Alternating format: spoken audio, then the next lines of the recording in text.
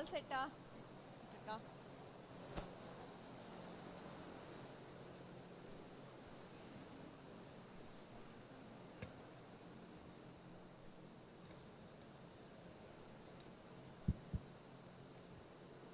Very good morning. I think Professor Andrew is here. Unfortunately, we have all the other faculty traveling today, so none of them is available apart from just two of us, so you have no choice but to interact with just the two of us today. I think Professor Ramakrishna will join us. He just landed from Zanzibar campus, I think, this morning, so he should be in at any time. Maybe another 5 minutes, once you all settle, have the coffee and they also come in, we'll start the workshop.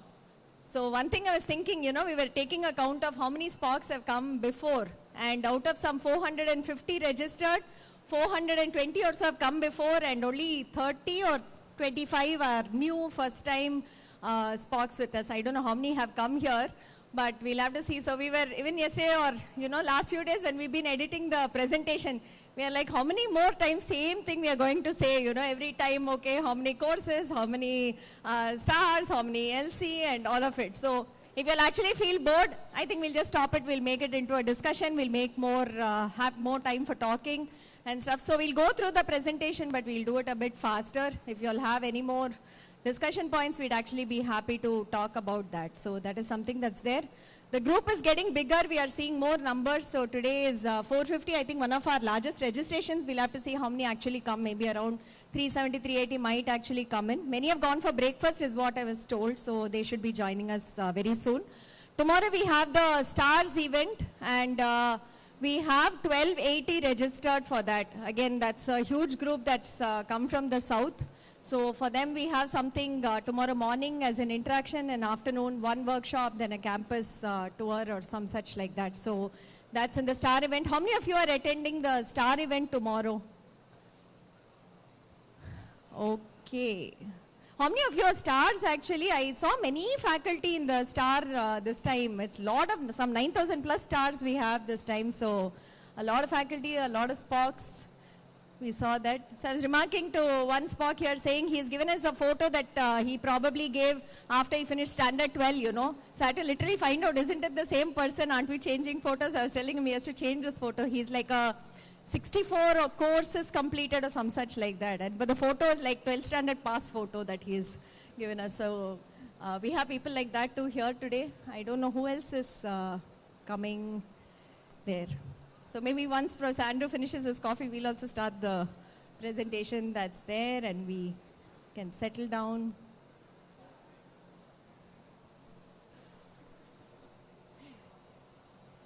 It's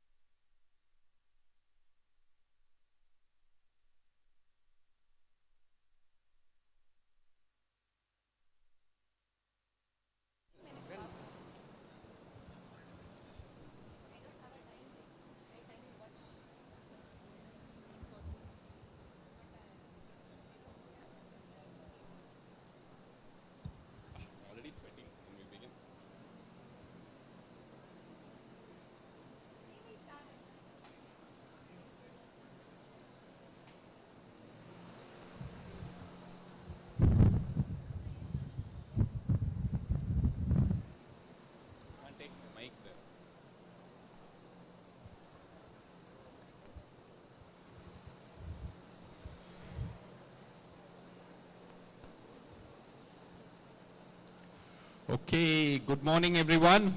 Can you all hear me? I think it's not the perfect venue with respect to acoustics and other things, but for 450, it's difficult for us to find many venues.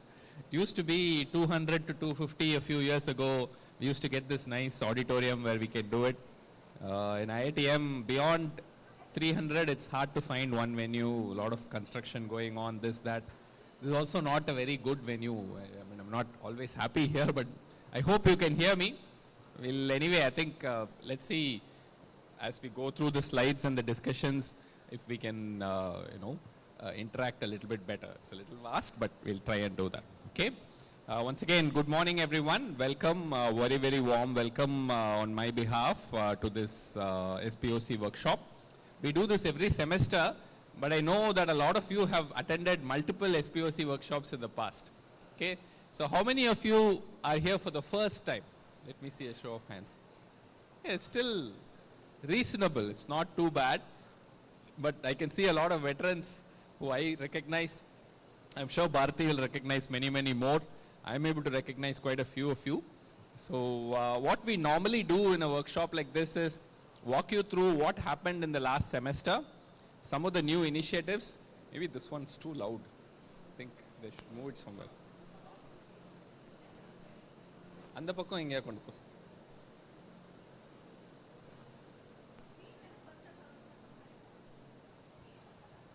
Okay, so we just look at what happened in the last semester, what courses we did, how many students enrolled in these courses, how many wrote exams, how many earned certificates, how well they did, all of that we'll go through. And then really what we want to do is to spend time on feedback, listen to you on what happened, what went right, what didn't go right, any interesting feedback on particular courses, particular type of things that happen. That will be also very, very interesting. In particular, with respect to credit transfer, I think all of you have various different experiences. Some things work, some things don't work. We'd be very interested in hearing about that. And then we want to spend more time on new initiatives. Whatever new initiatives we start, we've started a few of them. Even last year, we've started a few of them, made some of these things better. So we want to talk about initiatives like that, and then we'll conclude.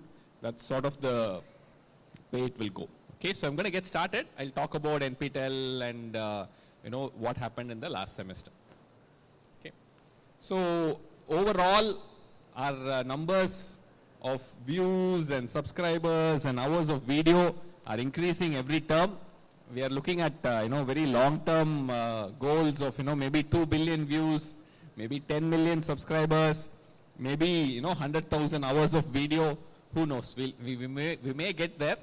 We are trying to. Every semester it's increasing only. And 3,200 courses.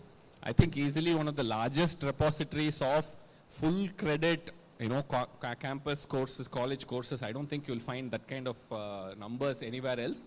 It's a very good repository today. Okay. And we've been doing certification since 2014. All of you, maybe some of you, how many of you have been here with us, let's say, since 2014? 2014? Really? About 10, 11 years? Okay. So that's wonderful. So you can see some of our folks have been with us for a long, long, long time. We have also been there. Maybe we should retire, find better people to replace us. But I think it's been a wonderful journey. Okay. So looking at the numbers, even here the numbers are really, really high. 8,300 courses, 3.5 crore enrollment. These are all really huge numbers. I mean, it's hard to even imagine that this much has happened. 63 lakh people have written exams and more than 40 lakh have earned certificates. Okay, I think we at this point we are in terms of yearly numbers of people writing exams, we have far overtaken GATE. We are easily the largest college evaluation sort of mechanism going on for students across the country. Of course, some universities are much, much larger than us. I don't think we'll go beyond that. But this is a very nice number to have. Okay. So this is how the certificate looks. It keeps getting modified. I think in the last 1 year, it's not modified beyond the Skill India. I don't know what will happen next year if something else will get added. But as of now, it's still a reasonably good looking certificate. It's got all the elements to it. Some 1, 2, 3 logos, 4 logos as of now. Let's see where we end up. Right now it's at 4 logos. Still, it's a nice certificate to have. There is a QR code at the other side of it. In fact, that's an important thing that for all of you to use in case somebody brings you a certificate for credit transfer. You can authenticate it using that QR code. That's very important. So by departments, we are still a traditional engineering oriented portal because IITs run it, and we still retain the traditional engineering disciplines. I know in many colleges across the country that's not true anymore. A lot of the traditional engineering is more or less gone. Is that correct? You would agree many institutes have closed down their traditional engineering departments, have reduced it to very small numbers. The largest numbers are predominantly computer science oriented. We do have quite a few computer science and engineering courses, but interestingly still mechanical is at the very top for us. Let's see, I think eventually this will get overtaken, but as of now mechanical is still number 1, but we do justice to every single department that's out there. So in case you're a chemical engineer, metallurgical engineer, you're interested in aerospace, we'll still have a lot of courses from our portal. Okay, so the enrollments and exam registrations and course numbers are continuing to grow. So far, if you look at the yearly numbers, 2024 we did 1,450 odd courses, 57.2 lakh enrollments, 17.29 lakh exam registrations. If you just look at the January semester, we did 869. I think the July semester is 925, so who can do the addition very quickly? So it's crossing 1,800, isn't it? Nearly 1,800 type of courses. So the number of courses has increased. Enrollment hopefully will cross 57.2. Let's see, it's all in your hands as it happens. So already 30 lakh in the January semester, maybe another 30, 35, maybe, who knows, we'll get. And then 9.71 lakh wrote exams in the January semester. So if that doubles also, we may come close to hitting 20 lakh exams in a year. So 20 lakh exams in a year is a huge number.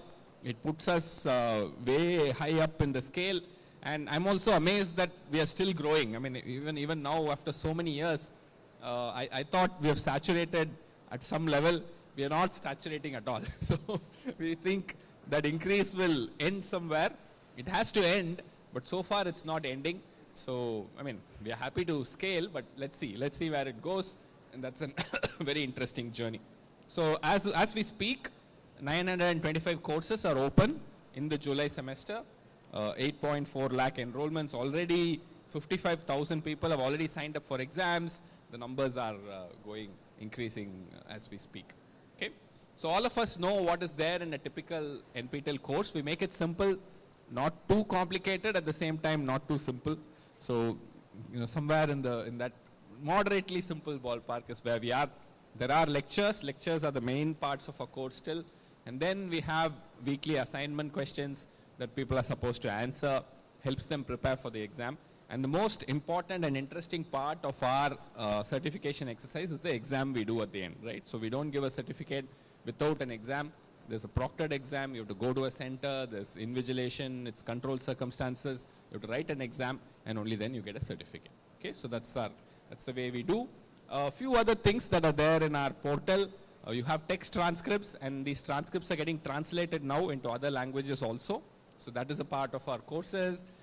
You have a discussion forum, which all of us know not too many people interact in the discussion forum, but that's the truth of it.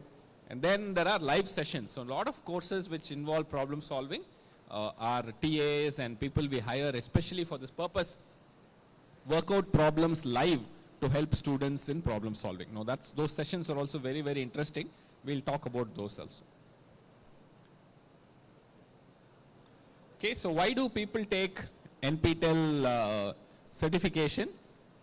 A huge number says credit transfer, and that credit transfer number has been constantly climbing. You can see that right in the middle. It used to be quite low in even 2 years ago. It used to be significantly low. now that number has climbed to a really, really high number. I think it's more than 7.5 lakh say they do credit transfer through NPTEL exams. That's a huge number. I think there's also a push from the UGC side, university side, state government side, central government side. I know quite a few meetings that I've been pulled into where they talk about credit transfer and how to make it work, etc. So that's a big number. But it's very heartening for me to see that the same sort of fraction, a pretty good fraction, if you add up the two together, it's a pretty big number.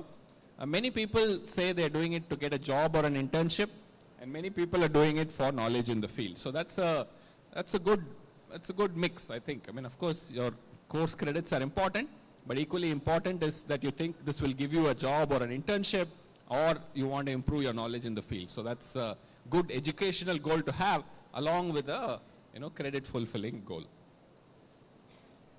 So our exam attendance percentage, gender split, pass percentage, these have all stabilized. Around 90% of people who register for exams actually come and write our exams. That's a good number given the large scale we have. And around 70% pass. So that also seems to be good and seems to be a sweet spot for us. If we go to 90, 95, I think we are doing something wrong. If we go to 50 also, I think we are doing something wrong. Right? So I think 70 seems like a good intermediate point. Maybe 75 will be marginally better, but I think it's tough to control. There are some courses, maybe you have the experience, some courses hardly few people will pass, right? So some of the courses are really hard. It's very difficult for us to control them. A gender split 60-40, I think it's pretty good. It's gone to 58-42. I don't know. I think that's a pretty good number. So discipline-wise statistics, which are the disciplines which have a large number of students? You can guess, given the current climate of how students pick the fields and how colleges are admitting students, clearly CSC is going to totally dominate. About 42% of the people who did various things with us in January semester is CSC. So computer science engineering is the number one. So how many of you teach in a CS department? Okay. Again, this shows, I think this is nearly maybe in my eye 40%. Okay, so that seems to be true. So CS department is really, really popular. And then comes management and humanities. Management and humanities is also very popular because people feel like they can pass the course. It's not too technical, it's not too demanding, it's not a lot of math in it, and you can sort of conceptually understand and do well there. So that seems to be very popular as well. And then you have the traditionally more difficult subjects. EE encompasses ECE, everything. That comes to about 5-6%. And then civil engineering, biotech, mechanical, maths. Maths is at 0.83, it's quite low in terms of registrations. Okay, so it's okay, it's not too bad. But I also want to highlight the pass percentage and the registration percentage varies a lot with the area, right? Even though math has some 60,000 people enrolling, only about 8,000 register for exams. So they enroll thinking the course is going to be a certain way, but somehow they get surprised still the course is much harder maybe than what they thought. So that seems to be true. Pass percentage also, you see biotech has a high pass percentage. It's quite easy to guess. Electrical engineering will have the lowest pass percentage. It's traditional everywhere, that's true. Here also it's true.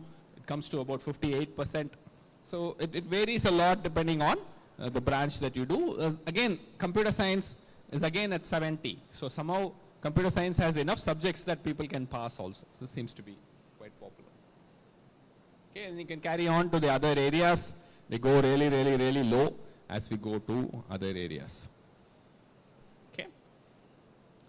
Okay, so this is the live session support that I was talking about to sort of support people who want to do problems, who want to, maybe write gate or understand how tough problems are solved and all that.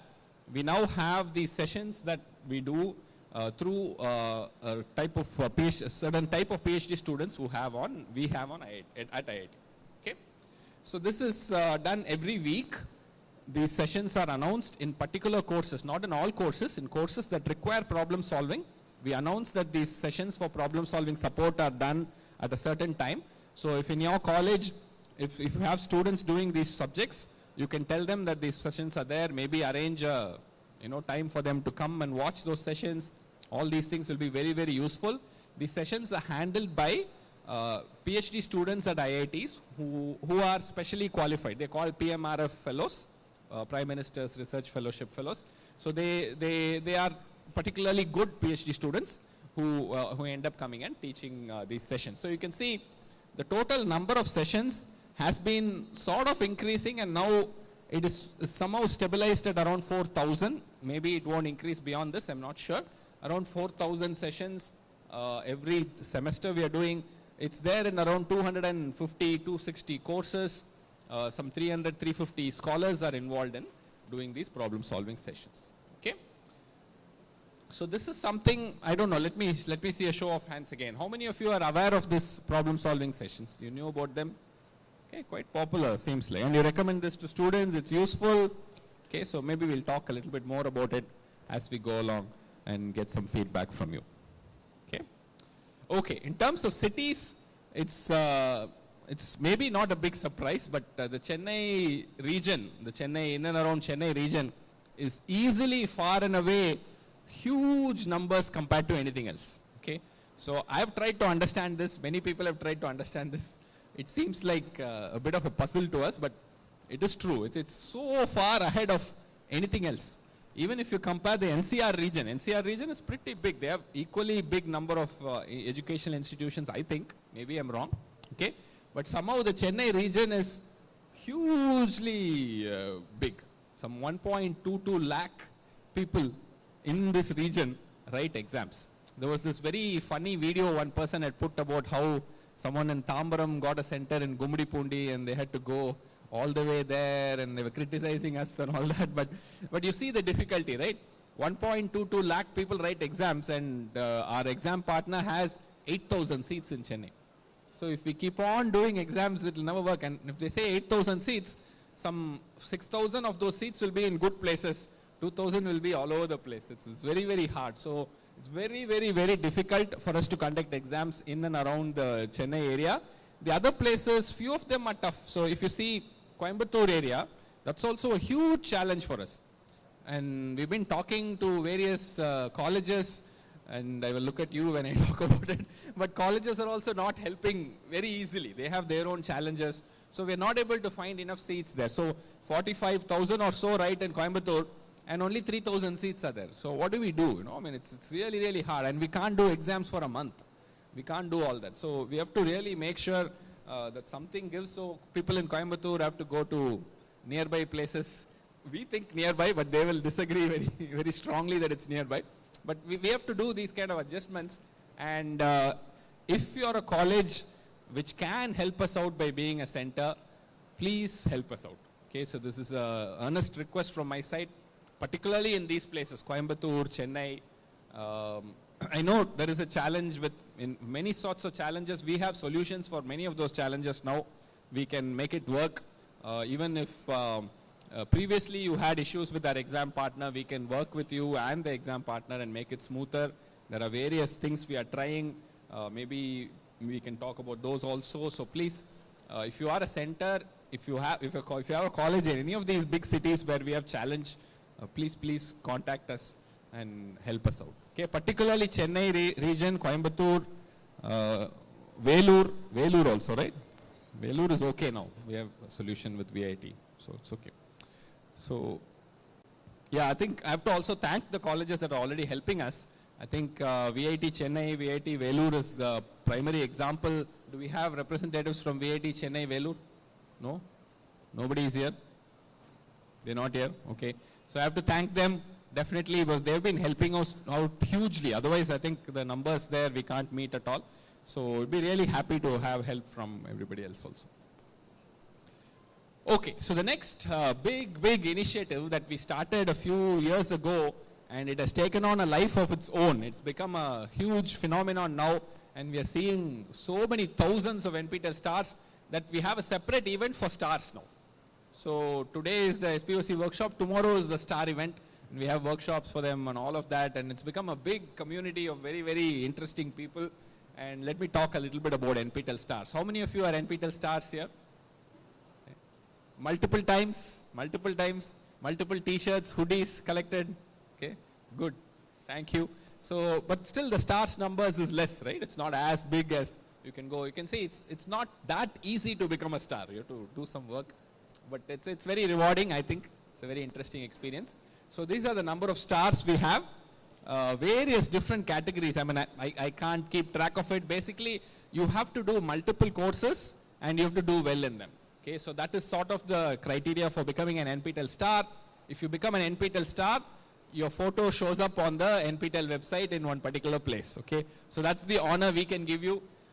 And we give you other honors, whatever honors that we can give. We give you t-shirts, we give you hoodies, call you to an event, we give you lunch during the event, we do various things like that, what we can do. If we can do more, we will do more. I know, people are asking us. We are trying to do more, but whatever we can, we do. We'll tell you what else we can do for stars. We do a lot of things for stars. So I think there are some of these which are really, really, really hard. I think the NPTEL Mega Star is very, very hard. Champion is hard. Superstar is hard. Those are hard. So you see lower numbers there. Mildly easy, slightly easy are maybe Believer and Discipline Stars. There you see more numbers there. Maybe you can't read it. Mega Star, for instance, is in one semester you have to try 8+ courses. I mean, that's very hard. I keep telling you. And not just try, you have to pass 8. Okay. Oh, that's wrong, huh? They've mixed it up. Okay, so they didn't know the criteria. I'm told you have to appear in 8+ exams and you have to be a topper in at least 6. Okay, so that's NPTEL Mega Star. It's very difficult. And I know many of you are surprised that there are such people, right? I was also surprised when this criteria came. Will there be even one person who can manage it? So far, 12 people have managed. Okay, we've had 12 NPTEL Mega Stars. Is there a NPTEL Mega Star here by any chance? Let me see. You are a Mega, you're not a Mega Star. Okay. The next difficult thing is Champion. There, you have to do at least 8 in a semester and pass 8. Right? So that passing, but you have to pass 8, not be topper in 6. I think we have an NPTEL champion. So maybe you should stand up, sir. Let's give a round of applause. You're also there. Oh, there's one more person. Please stand up. One more person here. So we have 4 NPTEL champions. Okay, wonderful. Wonderful to see. Please take a seat. Thank you. So, you're changing the slides as we speak. Okay, very nice. So after that, we have superstars and various categories. These are, I think, slightly easier maybe, but still hard. Quite a few of them are difficult. Okay, my slide changer won't work when she's editing, so I'll wait.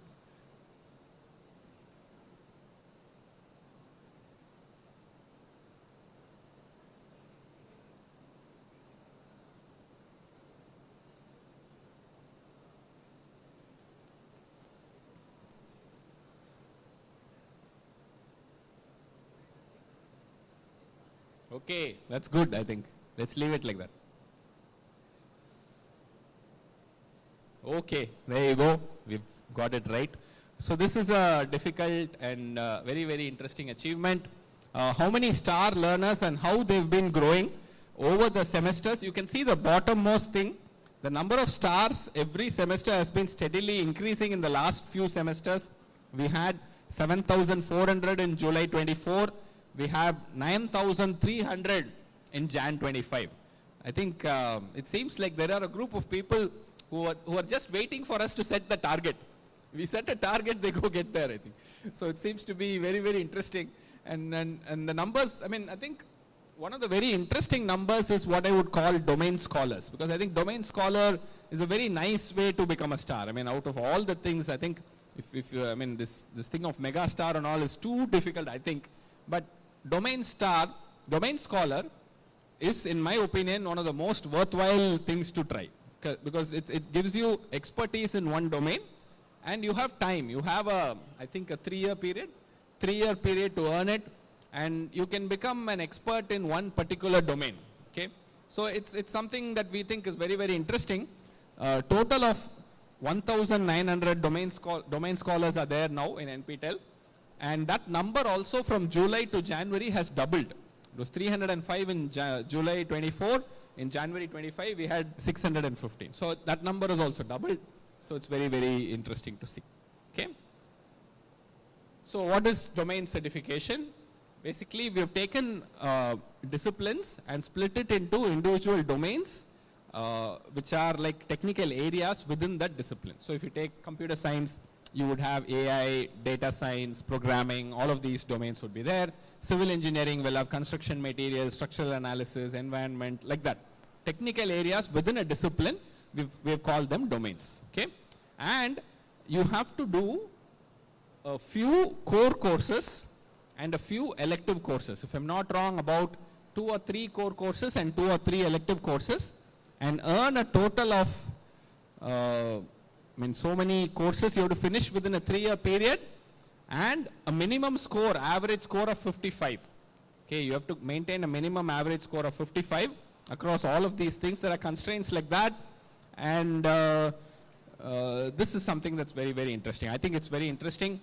When we started, we thought we'll have very few people finishing domains. Now the domain numbers are increasing. In fact, there are people who are finishing multiple domains also. It's again one more interesting thing that we notice. Once we start something, people think of it as a target and keep on achieving multiple targets. So we have many, many domains. These are all the domains we have. There is a faculty domain, there is aerospace, biotech, chemical, management, mathematics. We keep constantly, thinking about new domains and interesting ways to get these domains. Architecture is a new thing we have introduced now. So in the area of architecture, we have 6 domains that we have introduced, and we even have a sports science domain, agriculture, mechanical, computer science, electrical, of course, all of these traditional areas. I think the number of domains is 58 apparently, 58, 60 or something. So it's very nice to have. At the end of the day, when you get a domain, you get a certificate like this, along with a transcript. And here is the number I was telling you. 1,500 have completed 1 domain. 129 have completed 2 domains. 33 have completed 3 domains. And there's 1 person who's completed 7 domains. Okay? So it just goes to show how people can do this. And I think this number, in my opinion, I think if this number grows, it says something about commitment. It says so much about how the health of our education system in general, in my opinion. Okay, so here are the domain scholars with 4 or more domain certificates. KG Krishna is actually 66 years old. He's retired now, and he's doing this full time, I think. So he's got 7 domains, and we have everybody else is a faculty, right? So you see, they're all faculty. Dr. Suganti, is she here? Dr. Suganti is here. Maybe tomorrow she'll come. She was the leader for a while. She has 5 domains. We never thought anybody will do more than 5. And then somebody is doing 7. We have G. Sudha, who's from Chennai South. Not here. Anybody here in this list? Yeah? You are? Satya Rama Manohar. Okay, so there he is. Let's put our hands together for someone who's got 5 domains. Wonderful. Thank you. So, anybody else? Only 1? Okay, great. All right. So we have people who've got multiple domains, and that's congratulations to them. It's great to see the commitment, and clearly I think all of them are faculty. So I think that also is a very good thing to see. Okay. So how many semesters do people take to complete domain? I think 4 is a great number, 4 or 5. These people who finish domains in 1 semester and all, forget about them. I think it's not okay. I think let me not say it's not okay. It's crazy to finish a domain in 1 semester. I think 3 or 4 semesters is a very good time, so you can plan, do it well. Some of these concepts, it's not just about finishing the domain. You also want to let the concept sink in, understand what it is, maybe teach those subjects for a while, get students to ask questions on those topics, make your understanding of it deeper. So it does take time for these things to sink in. So I would say 4 semesters is a very great time for people to finish domains. Okay. So in January, how many people have completed domains? I think 279 in computer science, Faculty domain is 92, humanities is 42, and so on and so forth. I think electrical 40, that's pretty good. So you see these numbers are there, and a total of 615 people completed domains in Jan 25. That's 2 times the number of July 24. So it's all very, very promising signs that I can see. Now there's been a lot of demand from a lot of faculty saying if they finish a domain, they should get something. What do we do? How do we do it? There is FDP that we talked with the AICTE, but anything else that we begin a discussion, it's not so easy. I think maybe it will happen, maybe it won't happen. We'll see. We'll think about it. We're working on it. Okay. So these are the NPTEL Mega Stars.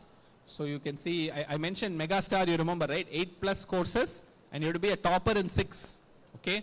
So it's sort of a difficult thing to achieve. These are the people. Samrat is West Bengal. I think he works for the West Bengal government, right, in some capacity. And then most others are faculty. No, I think there's one more person who's employed. Okay, okay. Oh, these are all only faculty employed others. Okay. So you see, they're all fairly senior. I think Rama Reddy also is fairly senior, right? He's 70 years or something, right? So 70 years, he's doing that. And I think somehow West Bengal seems to have a very, very high representation in this megastar group. I wonder what they're doing there. Maybe it's all the fish they're eating. We'll have to see. So this is the list of things, and you can see, I mean, they've got a lot of certificates, and they're topper in many in just one semester. It's wonderful to see. Superstars, once again, faculty employed others. I think superstars is a similar number. You have to do several certificates, be topper in several. It's a pretty big number. Again, faculty employed others, quite a few people. There's one person from UAE, from Abu Dhabi, who's doing this. Okay, so there's a lot of people who are interested in this. Yeah, so anybody in this list here? I see Rajalakshmi, maybe he's here, I don't know. Anybody here? No, nobody. All right. Somebody here? Oh, you're from Rajalakshmi, okay. You know him, he knows him. Okay, that's good. Nice to see. Okay, and now these are students. Okay, so there are superstars who are students. I think it's possible because you have to get, I think, minimum is 6 certificates and 4 topper, right? That's superstar. So you can see a lot of students, people from IITs, NITs, Goa Engineering College, Tejpur. I think to me, this sort of represents a certain democratization in education, which I always like, you know. I mean, you always used to thinking that, you know, students in IITs are this good, other students are this good, etc. Now you see a platform where you can compete, you can show, you know, I can also be good at this kind of learning, and that's very, very nice to see. Quite a few students who see themselves as superstars today. Okay. Okay. The next big thing to chase after, I think there is a goal. I can tell you a lot of people are chasing after this target. They want to be the first person with 100 NPTEL certificates. Okay. So I mean, it looks crazy, but it's true. There are people with close to 70 now. 70 seems to be the number. And I can tell you some of them are planning to chase after the 100. They're saying, I'll go to 100 and then I will retire. Okay, so many of them are in that category. It's like hitting a century in cricket. So if you see how many people do courses with us, a large number, very large number does only one course. You can imagine this will be like a mandatory credit transfer that the college said you have to do, and they do it, and they go, finish, I'm done, I get out, right? So that's the number, which is huge. But that's not, it's there, but if you see the other numbers also, there are more than 10,000 people who have got 3 NPTEL certificates. Now they've come back, right? So they've come back and done more. This is in January. Oh, just in one semester. Oh my God. Yeah, okay. That's why I was thinking, why is that number low? Okay. So in just one semester, there are 10,000 people who have registered for 3 courses. Okay, so that's a good thing to see. Yeah. So maybe this count is what you have to see overall. Okay. Some 19 lakh or so have done only 1 course, but if you even come to 5 courses, there are 57,000 people. So 57,000 have done like 5 courses with us, 5 certificates with us. Okay, so that's a good metric to look at. A lot of people come back and do multiple courses, and they enjoy the experience. So, but still, let's go to the top. There is a person who has written 78 exams. Okay, there's one person who's written 78, 74, 73, 69. that's like every semester. I mean, I call them fans. I mean, fans or addiction. I think they have an addiction to NPTEL. Every semester they register for like 8-10 courses and they do it. So that's the number. Otherwise you can't get. You can see this number, right? These are the guys. 9, 10, 11, 12 in one semester. Okay, so you see the 23, 18, 10, 29. There's some pretty big number there who do like 12 courses in one semester. I don't know how they manage that. Okay, so these are the people who are the highest number of course takers. They've just takers, right? They've not earned certificates all the time. 1 or 2 courses they don't do well. So that's what happens. Lakshman Kumar from Sona in Salem is 78 courses. I think Sona College must be here, right? Nobody is here. Ah, there he is. You're the person? You're not the person. He's your friend. Okay, good. So he's there. So who? Venkata Krishna is here, is it? Okay. Mega Institute. Where is he? Okay. Oh, wonderful. Super. So he's at 73. This person in Nagpur is at 73. KG Krishna again 74. Henry Kishore, he was here last time. I don't know if he's here now. He's 74. Okay. This is again continuing. 69, 66, 66, 65. They're all faculty. I mean, it's not surprising. This is the highest number certified, who've been certified. And that number also, again, you can see 74, 72, 67, 63 is there. Again, people who have been certified 5 times is 30,000. It's a good number to see. And just one semester, there are a lot of people who do multiple courses with us. Okay, again, 9, 10, 11, 12 is a pretty big number here. Okay, so these are the leaders in highest number certified. Okay, so the number is 74, 72, 67, 66. I can tell you a lot of races are going on here. Who's going to get to 100 first? I think is the most significant race as of now. Yeah, he's finished, but not in NPTEL. Yeah, that's true. Okay, then we have 60, 65, 64, 63, 57, and so on. Okay, this is the leaderboard. This is outside India. There are people who are outside India who do a lot of courses as well. Okay, and this is the number there. Sivagami in Dubai. She seems to have done 14, right? Is that correct? 14, and then that number goes down. So people who are outside the country, where are they? Dubai, South Korea, Abu Dhabi, Bahrain, mostly Indian, I think some non-Indian also. There's a person from Ghana who has done 8. One more person from Ghana who has done 6. UK, Germany, Sharjah. Okay, so that's interesting.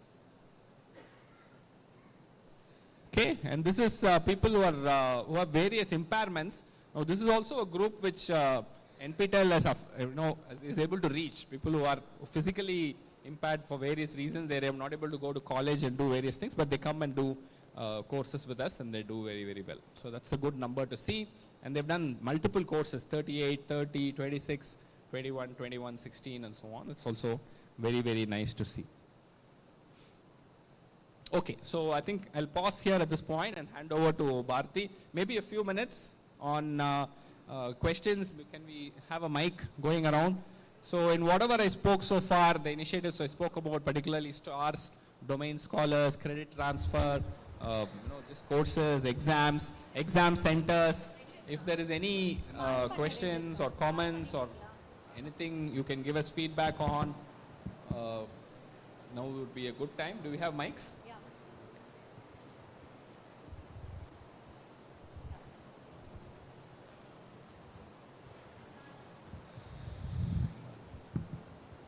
Good morning, sir. Good morning, ma'am. This is Dr. A.K. Subramanian from Savita School of Management. Okay. Actually, I have completed around 40 courses. And actually, no, I even represented to have the domain in HRM, Human Resource Management. It has been fulfilled, thank you. Okay. And I'm yet to complete that particular domain with only one course. Regarding that particular...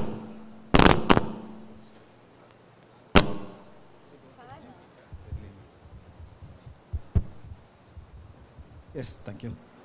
So actually I had some minor issue with the completion of the particular domain. I raised a mail and I got the immediate response.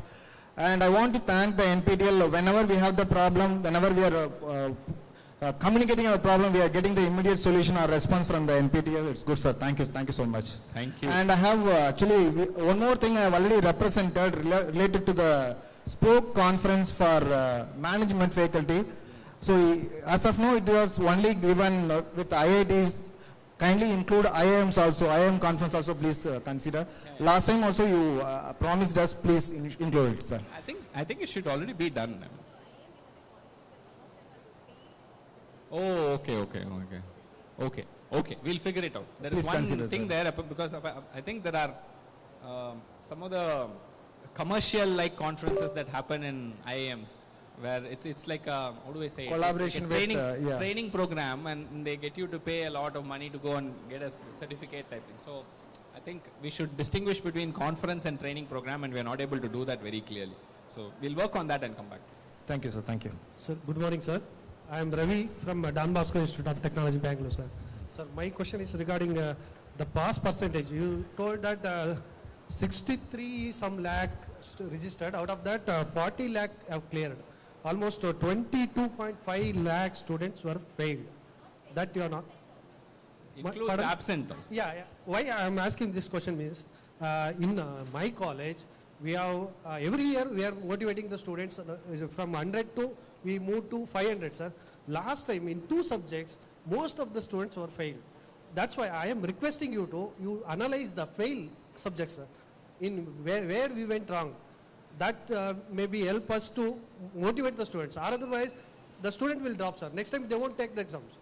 This is our problem. And next one is, I am from library science, sir. Why can't you include a domain for our library science? Yeah, sir. We've been talking. So library sciences, actually ISI Bangalore was, they have a whole division that offers courses and all, and we had been talking to them. I think that was one place that was pending. There was one more place for library sciences that we were talking. It's not yet progressed. I think one in our team is working on that. And with respect to, I think, the course failure rate data, right, a couple of things to keep in mind, which we do keep telling SPOCs from our side also. So one is, if you see the pass percentages of the programming courses, like Python programming, C programming, C++ programming database, it will all be between 20 to 30%. It does not cross 30%, even 20% is what we have been seeing as the norm for so many times. So in my college, specifically VLSI design as well as microcontroller, those 2 subjects, most of the students failed, madam. Only faculty will clear. Electrical is, I think, average 50%, and then we see the pass percentages, normal is around 30 to 40 is what we see electrical courses. So one thing that you all can check from your side is, publicly for every course we have a tab called statistics, and for every semester we say how many students took it, what was the pass percentage in that particular course. It is publicly available on the website. So when choosing courses for your students, it's good to go there, check out what is that course pass percentage, whether it is okay. That is one. Second one, I think it's better if faculty do a course and then it is suggested to students, because then the faculty know the difficulty level, whether students can go, because many of the courses, what we do is the title will look like a UG course, introduction or something, but it will be at a PG level pegged, and they will assume prerequisites that the students know all of this. We don't teach the prerequisites, right? Yes, ma'am. This suggestion we have already given. Actually, we have requested the faculty to map with their syllabus. Because of that reason, they have these problems they have See, it's faced. not just about mapping the content. That's what she's saying. The level at which the content is taught, the assumption the faculty makes about what else the student knows already, that is the issue. So, best thing is, if you want to recommend a course for students in general, make sure that the faculty in the department first do it in the previous semester, and then they have hands-on feel for how it is working. And then let them make a recommendation on, is this a course that our students can possibly pass? And definitely check out the pass percentage in our website. Thank you, sir. These two are very, very important consideration. I can tell I'm you not other aware things. of this, sir. Now I came to know that. For Thank you. when you recommend a course to all students, you have to recommend something that all students can pass. For instance, I can give you specific examples. There are colleges which have tens of thousands of students. The courses they recommend for all students is forest management. That's what they would recommend, not VLSI design, right? So you have to be very careful about how you pick your courses. And if you have a specific group of talented students who are planning to write GATE in electrical engineering and they're willing to work hard and faculty can already do it, then you recommend courses like that. Sir, good morning, sir. This is Madan from Nehru Institute of Engineering and Technology, Coimbatore, sir. So actually what we have been planned in the BOS, we have been gotten approval from the BOS. The domains courses, the 6 courses we have been mentioned. From the 3rd semester we have been included each and individual course till the 7th semester. So the only part which will be, one doubt which will be there, sir. If I am taking a data structure in Python, that was in the programming domain. Same subject has been having in an AI domain also. Whether, if I am appearing for 2 times, whether you will be considering those, sir. So you will appear twice Twice. for the same course. You So want the- us to count it twice. Yes. So whether you will be considering that. Okay, I have to take it to the committee. Yeah. Actually, technically, we can consider it twice if you do it twice, Okay. because you have done the work again. Again, So yes. it does count, but I think it is not very fruitful. I know. I mean, you have to think about doing something else instead of that. Okay. Yes, You sir. can do an elective, different elective maybe. Okay, and Instead one of more repeating, because when you repeat the same course, you're going to pass it with good probability. It's not really new credits you've earned. So we are apparently allowing it, but we will discuss again and come back with maybe if there are specific domains which have a lot of correlation like that, Correlation. right? Then we will maybe add more courses to it, give more options. And one more suggestion, sir. Programming in modern C++. You have been added one course over there in the programming stream. And the remaining 2 courses has been not opening. Only the programming in modern C++ is active. Remaining introduction to C++ is not opening for the last 4 semesters.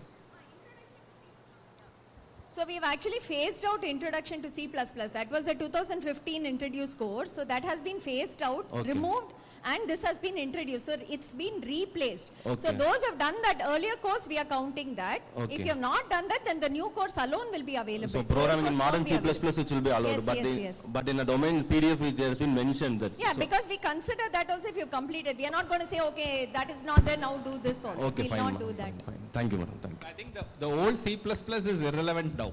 That has died. I mean, no point in learning that. So the faculty has now changed it, and we are changing it. Whoever has the mic, can you pass? Yeah, yes, ma'am. Hello. Yeah. Good morning, sir. So myself, Dr. Jayashree Agarkhed from SPOC of the Pooja Dodappa College of Engineering, Kalburgi, Karnataka.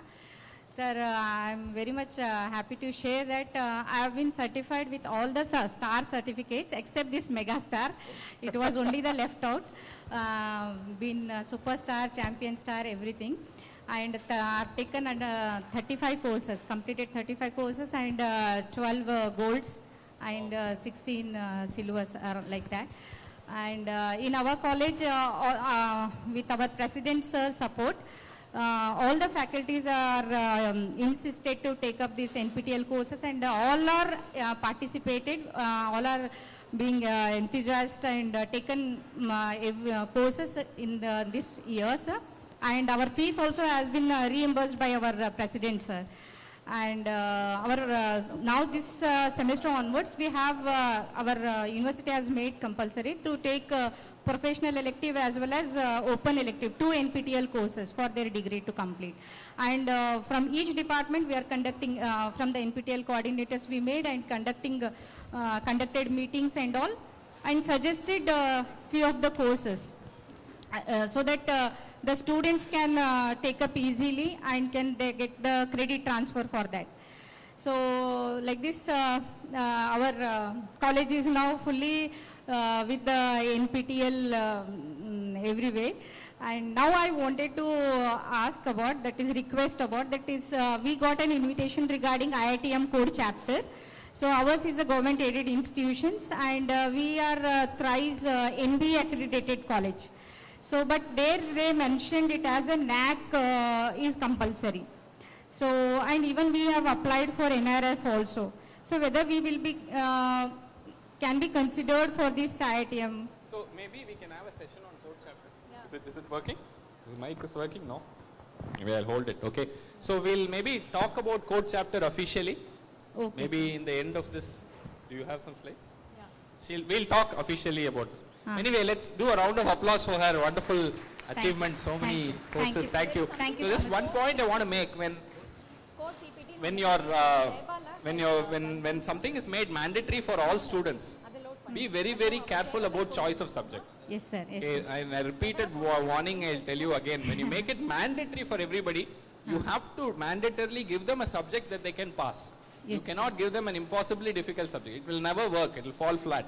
And I think there are courses. You can go see the courses. I think forest management is a fantastic course. everybody in the country needs to know about our forests. It's a very, very important resource we have, and we have animals there, and this is a very nice course, I think, and it's a course that everybody can pass. So you should aim for courses like that. Don't put a very strong technical course and make it mandatory for everybody. Yes, it doesn't sir. work at all. That we will take care of, sir. Okay. Thank you, sir. Thank you so much. Good morning, sir. I am Pradeep Katta, SPOC of Vailtech High Tech Engineering College, Avadi, Chennai, Tamil Nadu. Total 4 queries I have, sir. One is regarding certification. In the certification, Elite successfully completed, Elite Gold, Elite Silver, 4 certifications are there. But Elite Gold, Elite Silver, name will be not be mentioned in the top. Elite and Gold, medal comes, when you take a printout, that will not be seen like it's a gold or silver. Light and silver. Okay, so what is your suggestion? What can we So do? top Elite plus Gold. Plus gold there. Huh? Same way Elite plus Silver. Okay, we'll try to design, but our designers also should be happy. If they think it's too much, we'll see. We'll try, but that's a good suggestion. Sir, regarding photo change, in the registration, first time registration, photo change will be enabled. Then after we couldn't change the photograph. But there is a process for photo change, right? Inge vaanga.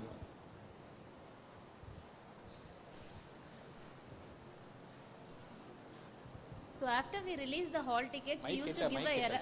We used to give a error form where you can fill the details for date of birth, photograph, whatever change you want, you can fill the form, sir.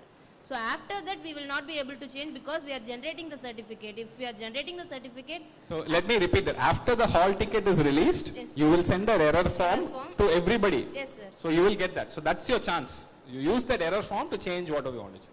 So third one is regarding FDP So it's certificate. very simple, right? See, you come to the exam with a photo.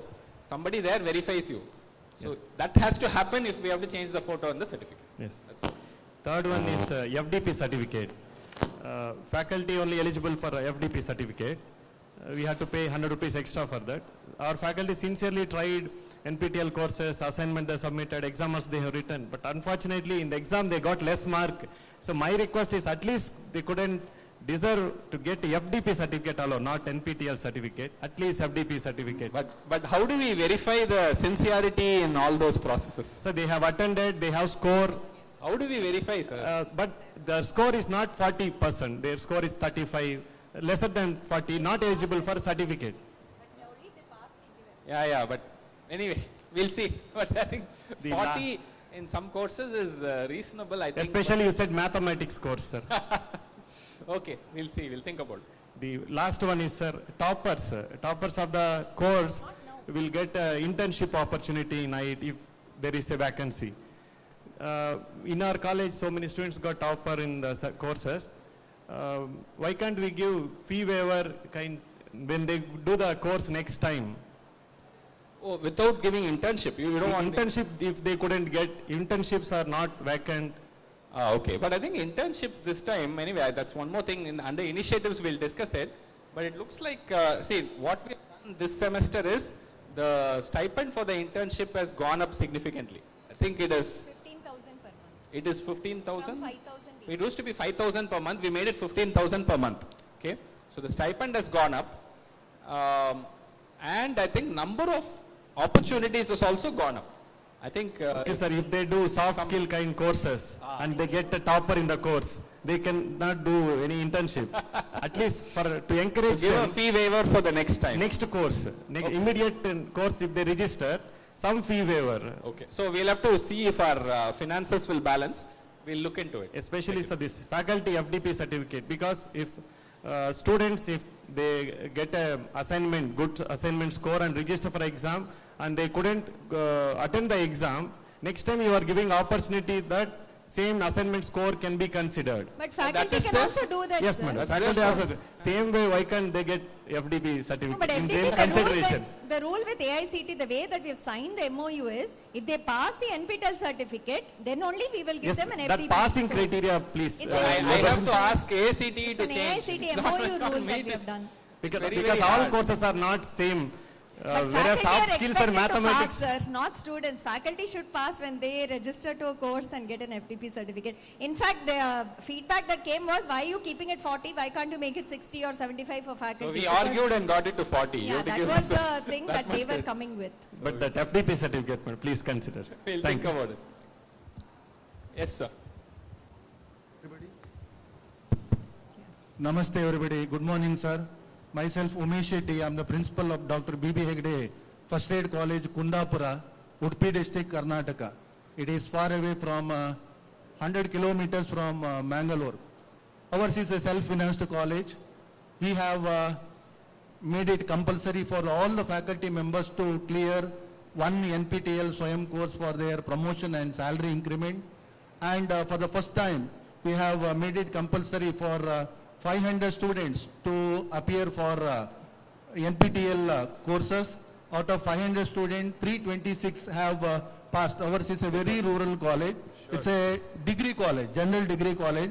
We don't have any credits from Mangalore University or any technical body. It is out of our interest. We have been doing this, and I have a request. Our students have to go to Mangalore from all the way from Kundapur to Mangalore, 100 kilometers away. Can you provide us the examination center whereby our students Is can... there any center that you know which conducts maybe the JEE, GATE or some exam in your place? Do you know of any, your own college or maybe some other college? I have to identify those No, institutions. but I think you can talk to who's the person here. Lakshmi. Lakshmi, I think she's the person. So Okay. during the break, please go up and talk to her. Yeah, sure. We'll work on this. And Sure, we'll sure. get it fixed. And if possible, any kind of collaboration or MOU with the rural colleges like ours, we are ready to take up those initiatives also. Thank you very much for providing us the opportunity to come and participate in this beautiful conference. Well done, thank you. Thank you. Thank you very much. So this is again an example. I think there are many colleges. There's a place called Beddapalli in Andhra, Telangana, Andhra, right? I think the SPOC is also here. Beddapalli, I don't know. I'm saying it wrong. He's here. He's here somewhere. He came and met me. So a lot of rural, small towns and very, rural areas where the college is very interested and deeply engaged with the community, and they work with them and do so much for them. And we have supported so many such colleges across the country, not necessarily in rural areas, even in urban areas if you're working with urban poor, and we are particularly interested in supporting such colleges. So please reach out to Lakshmi during the break if you fall under that category, and we'll work with you. In to fact, one facilitate. request we keep sending out is perennially our office is in need of people to hire and work with us, be it the NPTEL project or the other projects. We have currently about 240 people working in our office now from 30 people that we started with, but because of the multiple projects we have requirement where we keep on asking. I think we send forms to many of the local chapters also. If there are graduating people, we would be happy to hire them. So if there are students in your, especially Tier 2, Tier 3, if they want to work, they want to come to Chennai and work, our office is at least 80% women. Completely it's a women thing. Many of them stay in PGs, they work with us, they stay with us for at least 2-3 years minimum, if not more. We'd be happy to recruit from your colleges if there is an opportunity. If they've done some courses, if you think that they'd be happy to come to Chennai and work, we are open to also recruiting them. So if there's such a initiative too, you can contact maybe Ms. Divya, the local chapter, or somebody such. Good morning, sir. This is Dr. Mahindra from Bhavans Vivekananda College of Science, Humanities and Commerce, Secunderabad. For all our PG students, we made mandatory as NPTEL course to be taken. This year we have taken an initiative and we have got approved in the BOS with regard to the non-credit course. The students can enroll in NPTEL. First semester to fifth semester they can do any 2 courses. So the problem is our first year students have joined recently and the deadline is going to come by July 21st. So is there any possibility for extending the course joining? Normally the July course run, 2 weeks into the course we do allow for enrollment. But the problem will be the assignment deadlines will be very tight for them. So they'll have to catch up on the content and they'll have to do the... As on today, I got the status around, in one of the class, 45 students have enrolled, another 15 students are there. We are trying to enroll, but if at all, if there is any possibility, we make maximum. Yeah. And second thing is, this is, I think CRISP is one of the organization which is Yes. there in Telangana. Dr. Rama is the coordinator, and recently I have given an awareness program about NPTEL and SWAYAM to 100 colleges, and Vasundhara colleges also I went personally and did. So maybe she'll be speaking to you with regarding to this. Thank you, ma'am. Thank you. Very nice. Thank you. So again, one thing, whenever you all make it mandatory, we do have a 10-page, I think, credit transfer, our experiences that we made into a PDF document. It's available on the website. So whenever you all make courses mandatory, our only fear from NPTEL side is make it accessible for the students. If you are making it mandatory, keep the bucket very large, whatever they can do, keep it for non-credit. Don't make it like if you won't graduate if you don't do an NPTEL course. So when you all define the policies, please ensure that it is accessible, not like the difficult courses you're prescribing for them. Many times students complain to us saying that my college has made it mandatory. Why is NPTEL being such a this one? You are going against our thing. We get complaint mails from students also, and then we say you have to go back to your college and ask. We only offer courses and this is our modality, but it'll be nice to gradually introduce students to courses, gradually get them into the non-technical first, technical later, get them the confidence they can do it. And after that, I think those who want to will really keep studying like we see here. So, and first year, they are just coming to college. That's one of the recommendations. In fact, we have in the first semester of first year, please don't put them in courses because they have to get used to your system, your college, make friends, settle in and all. And you already put an NPTEL course on them. It's a huge transition, especially at the UG level. PG maybe it's okay. But just think about it. They have some more semesters to go. Let them do courses at that point in time. So let us make it successful for them. Let us make it interesting, motivating for them in some way rather than make it mandatory and a little more scary, especially when they don't pass courses. That's something that we always emphasize. Good morning, NPTEL team and coordinators. I'm very thankful to NPTEL team because of prompt support. My name is Mahesh. Avinash College of Commerce. I am the SPOC of NPTEL, and my college is initiated to every faculty to write NPTEL exam. Last time I became NPTEL Star, and after that our college got local chapter. Again tomorrow I am going to attend NPTEL Star Felicitation program. My question is, one of my friend completed last time this time NPTEL domain. When I searched NPTEL domain courses, because I am interested in NPTEL domain courses, I opened 3 of them shown core courses, but I registered it showed elective courses. In the Department of English Humanities, elective course is shown as core courses. Okay, so you please talk to Lakshmi a little bit. During the break, you talk to her and explain this problem. Seems specific to some domain. What we call a score is core. No, that could be an elective in the SWAYAM thing. So our core is different from that, if that is it. Like on SWAYAM, it could be an elective for the program, right? But for our domain, it is a core. So yeah, that's what I mean. That's anyway, what I said.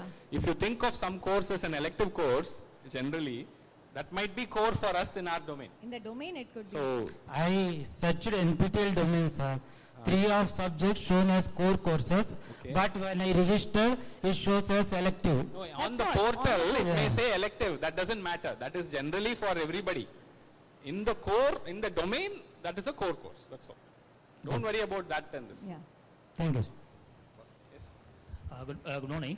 This is Guru Prakash from K. Ramakrishnan College of Engineering, Samaypuram, Trichy. I'm a NPTEL SPOC of my college. In our institution, we encourage our students and faculties to enroll the NPTEL courses, and a lot of students have cleared, especially first year students. From the first year students also, we have NPTEL students, and last year for around 400 first year students alone, around 400 students have cleared the paper. My one suggestion I want to think is for the registration for NPTEL courses, many students have been registered for the exams, but due to some unfortunately, some of the students get absent because of since the autonomous colleges, we are autonomous colleges, so the examination is different from the non-university. So that time, if suppose examination, we will only let you know 1 week or 10 days before only the exact examination date. So that time, students cannot able to attend the exams, but the NPTEL exam because of this commitment. As well as sometimes faculties also have some official works. Due to that also, they couldn't able to write the exam. So is it possible possible to either using the same examination things, they can able to write the same course in the next semester, or can you arrange at least some other day for the faculty or students to attend this course? Is it possible? Yeah, so I think we try several things with respect to exams. We try writing to all universities we write. We give them our exam calendar long ago, and our exams we try to keep it in the weekends. But having said that, sometimes clash happens. I agree and understand that. The only thing we do now is, if the same course is offered again the next time, right, in next semester or the next time it's offered, you don't have to do the course and submit assignments. Same assignment score will carry over, but you have to pay the fee again and write the exam again. That's the best we can do as of now. Because given the constraints, various constraints we have, that's the best we can do now. Thank you. And as far as some of the faculties and SPOCs have said, the same things, that for toppers, if you give the fee waivers, that is also good for next time. We'll think about that. That's a good suggestion. And one more thing, the internships, what is the duration for the internship students? 6 to 8 weeks, right? Yeah, we have 8 weeks, 12 weeks, and some of them even have done for 4 to 6 months. If the faculty is very happy, student is available. We've had a couple of students do for 4 to 6 months also. Minimum is 2 months. Okay, Yeah. sir. And as you said last time itself, you said that see the first percentage of the course and select the courses. That actually this time we have tried this. That's why the one's courses, which is human behavior, have selected by the for around 500 for 450 500 students, and almost 400 students, more than 400 students have cleared that paper.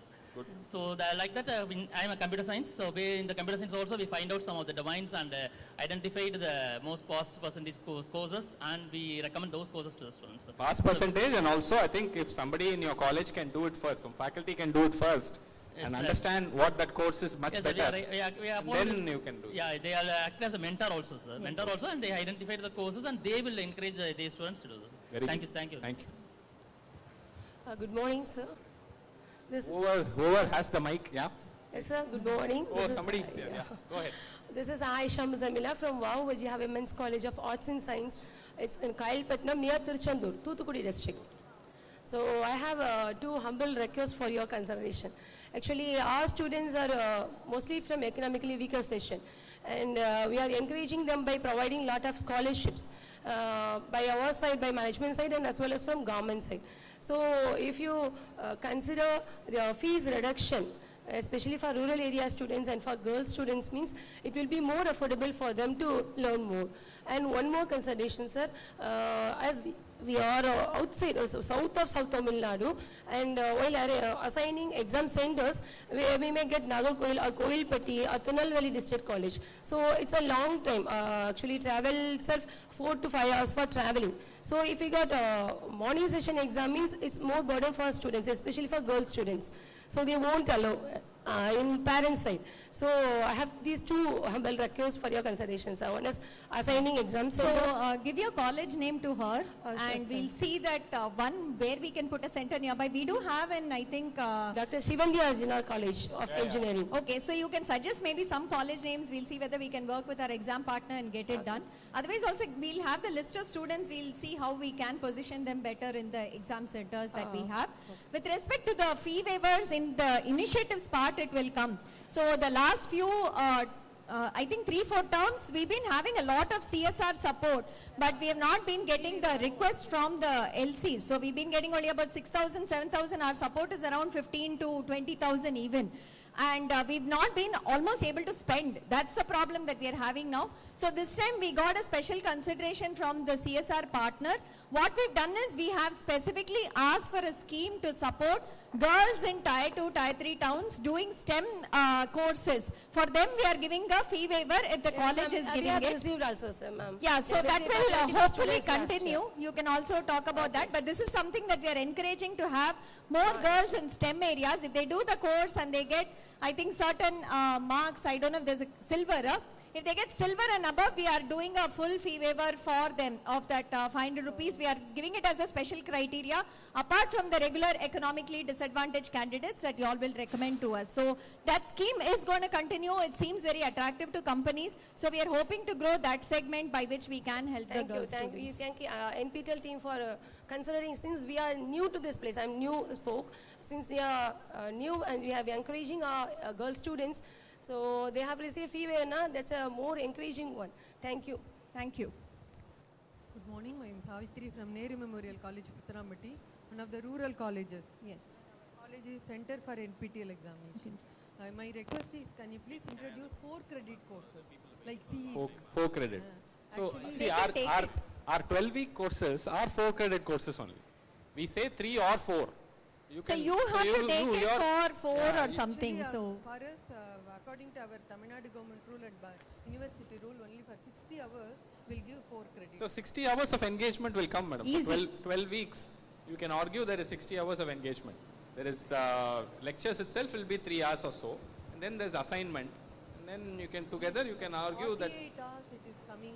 no, you can say 5 hours of discussion forum, live sessions, you can Live say sessions are there. anything else that they're doing, practice assignment will be there. So that's why on the certificate we would have said we recommend 3 credits. If you're considering all the other engagements we have, like participation in discussion forum, live sessions, maybe going through the transcripts which are considered as notes, then you can award 1 more credit to it. So you can consider it as a 4 credit is one of the things we have in the credit transfer document if you itself. look at the document, it will talk about this. So if you consider If you want a letter or something from our side, we can give you a support document. That should be okay. If it is 4 credits, it will be very yeah, many universities and autonomous colleges are taking it as 4 credits also.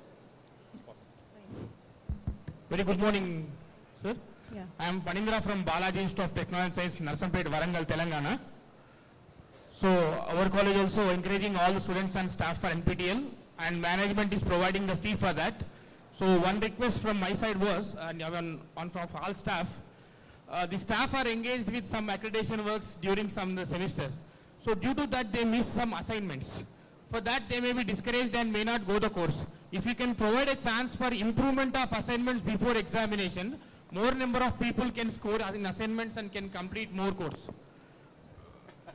It's a little difficult, sir. 900 courses we are administering, getting another assignment. You have to do new assignment, right? It can't be the same as those solutions would have been released for the older assignment. Assignment like more number So of we have to questions. create new assignments and then give that.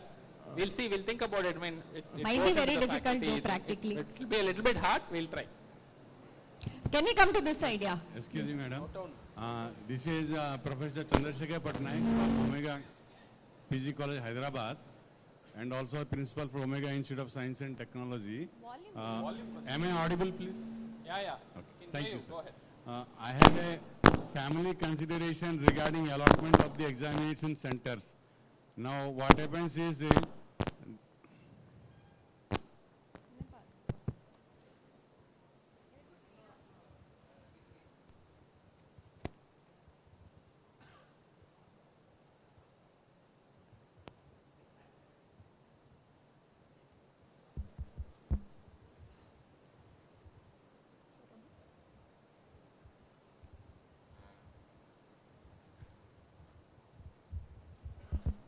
yes, madam, this family consideration regarding allotment of examination centers. Madam. So when this husband and wife allot family examination centers, and suppose husband has to drop the wife at examination center, and one of them has to lose the examination. Madam. So what you have to do is you have to write to us ahead and say, seeing the email IDs, we don't know relationships. But if people write to us saying, I'm going with my son, I'm going with my daughter, put us in the same session, same date, we are doing that. But you have to tell us when you register, not after we give the hall tickets. After the hall tickets, we can't change. But once you register, you write an email to us, we will make note of it, we allocate it accordingly. So not a problem at all. We do this for a lot of people. Thank you, madam. Good morning, ma'am. Sometimes husband and wife going to the same center also can be a problem. We can't do it, Betty. Good morning to Honorable President here. So I am Dr. Roslyn Mary, representing KCG College of Technology and Hindustan University.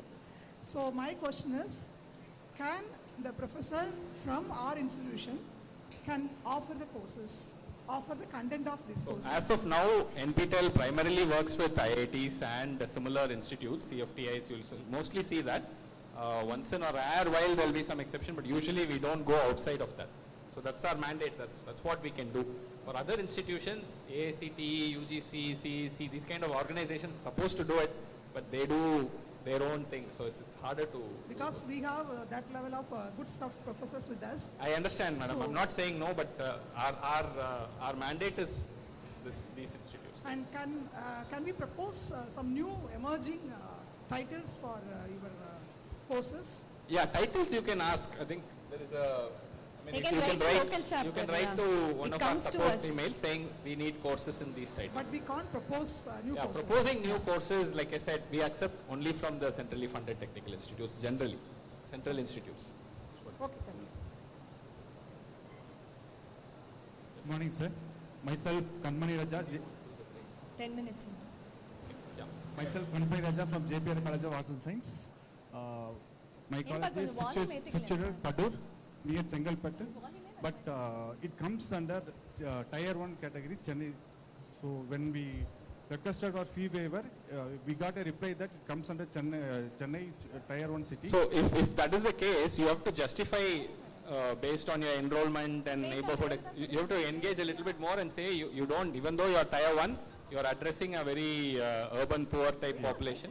So you have to argue for that. So there is a college in Bombay which does that.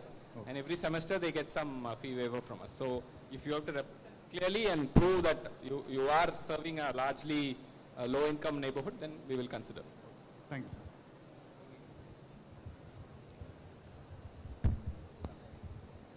Okay, so maybe this is a natural point to. Yeah, they just need 5 more minutes, I think. Good morning, yeah. sir. I'm Dr. Sukanya, spoke of St. Anne's College of Engineering and Technology, sir. I have one request, sir. So NPTEL Stars, those who have completed, they are having pre-doc fellowship programs like that. Is there any post-doc fellowship programs for the faculty that you can provide? Oh, postdoc. Okay, Yes. see, what happens with postdoc generally is people expect like a 2-year commitment. Is that possible, you think? Interested faculty. For faculty, this 2-year commitment, because many faculty have so many other personal commitments and professional commitments also.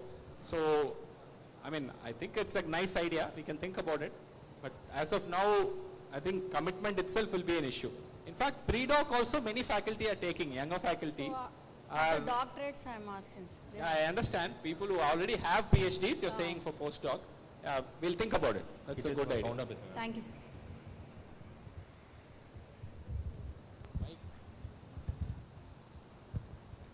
Good morning, sir.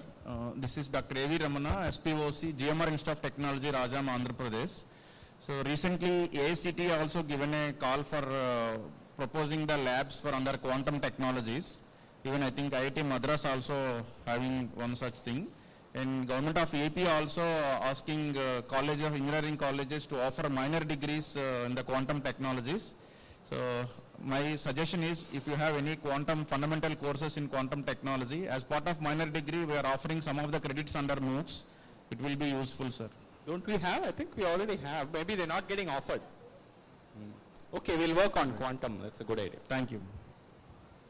Good morning, sir. I'm Dr. Jairaj from RV University, Bangalore. I have only one concern.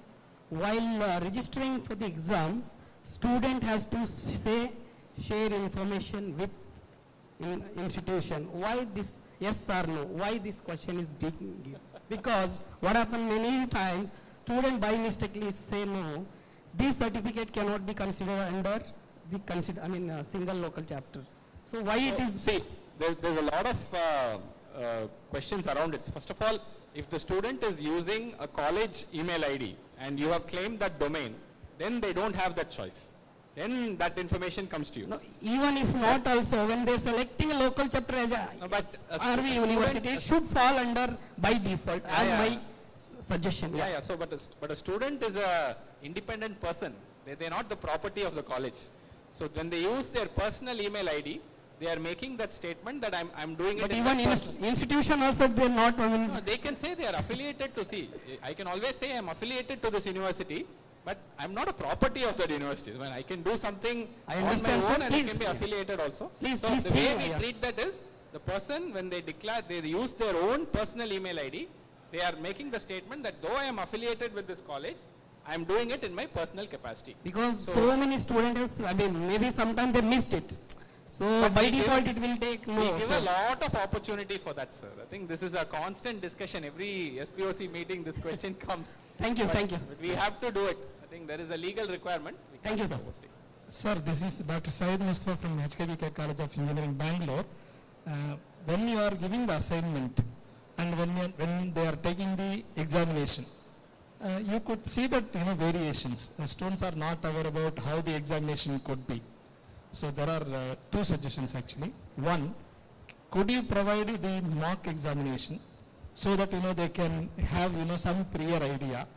Another one is with respect to in the examination you have the case study. You give some narration, then based on that 5 to 6 questions to be answered, which is not available in the assignment. So this mismatch is happening. That is also one of the reasons for the students to flunk or fail in the examination, more or less. Okay. Obvious. I won't say it's a mismatch. I'll say it's a different philosophy of thinking about what learning means. Yeah, correct. See, learning in a course from ours typically is not just recall. If you learned something in the 12 weeks and if you can recall it successfully, but having said that, I will also say in every exam we ask for the faculty to use 25% of the questions from the assignment. That's happening, but the thing is they are not having the idea about I know, that's what there I'm will be saying. one narration, one use case, then from that 5 questions will be, because if they don't know, then they'll lose completely all the 5 questions. So, but they do know the subject, Yeah. right? And they know the type of questions that are generally asked. That's true. So But they have in to- the particular topic itself, there are 5 to 6 questions, it comes. So I that think, I matters a think lot. faculty at that point So are expecting. maybe mock examination, can help them. Let me answer the question carefully. So I'm saying faculty are giving enough opportunity for people to pass. If you want to pass, it's enough if you can recall from previous questions and answer similar questions to what you've seen before. If you want to go beyond passing, if you want to get 60, 70, elite, silver and all that, some faculty will insist that they have to answer new questions they have not seen before. Because that is what tests your actual understanding of content. Not all faculty do it, but some faculty do that. And it's difficult for us to overrule that. Right? That's all. And one more, sir, So you you pick ha- courses where faculty don't do it, Yeah. where they ask lot of questions, then you can get more marks. And again, normally you ask us whether you are interested to be a partner for conduct the examination or not. We have tie-up with the TCS ION. Do you have any other exam partner or you directly conduct Yeah, so examinations? please talk to Lakshmi. She will tell you how to, what are the various And possibilities. again, I think you have not stepped into that level like conduct the examinations directly. Maybe you are using the exam partner. We are doing in some cases, but please talk to Lakshmi about it. Thank you. Good afternoon, sir. I am Dr. Kannan from Fatima Michael College of Engineering Technology, Madurai. First of all, I am here to represent 3 points. One is first thanksgiving to NPTEL team because 2 batches of our students who has undergone soft skill training. The mentors who has taken the classes are wonderful. They are very hard but kind enough. At the same time, the soft skill training team, that is, I think, headed by Shyamla ma'am, I think. So the way in which they have followed VP, our people, that is beautifully organized, and our students got good ideas on how to prepare Yeah, so themselves. let me just say one thing. Thank you for bringing that up. We'll talk about it in the initiatives. People who are from rural areas where you don't have soft skills training, placement training as part of your college, this is a wonderful initiative. Please take advantage of that.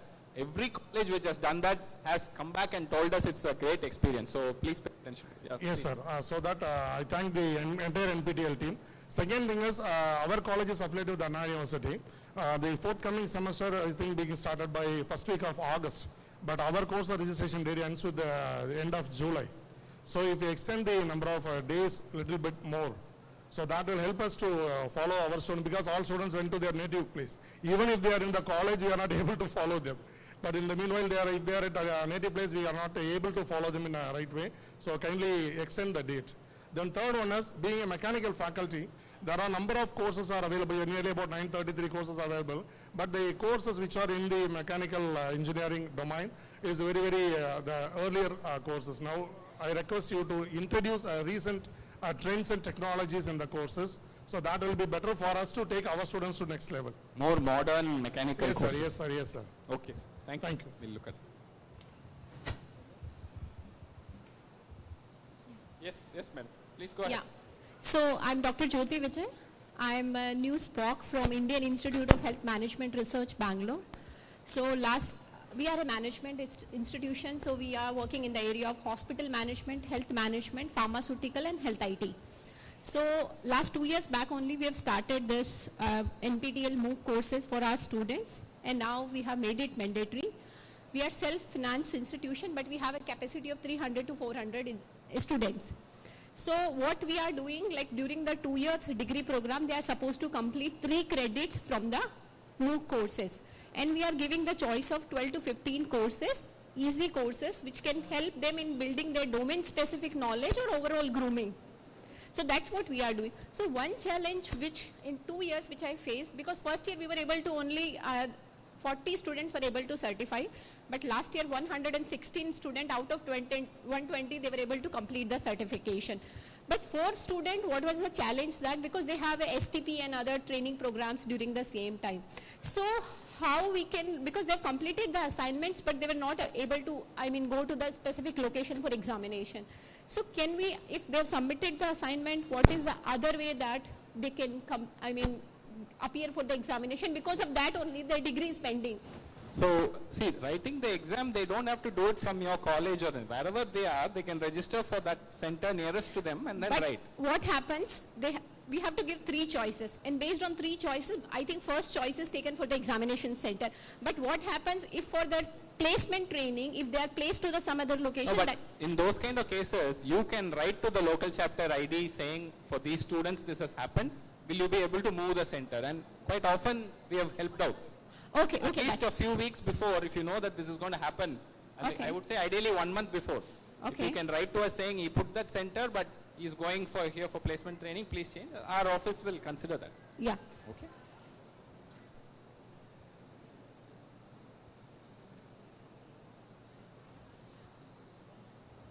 Hello? Is it okay?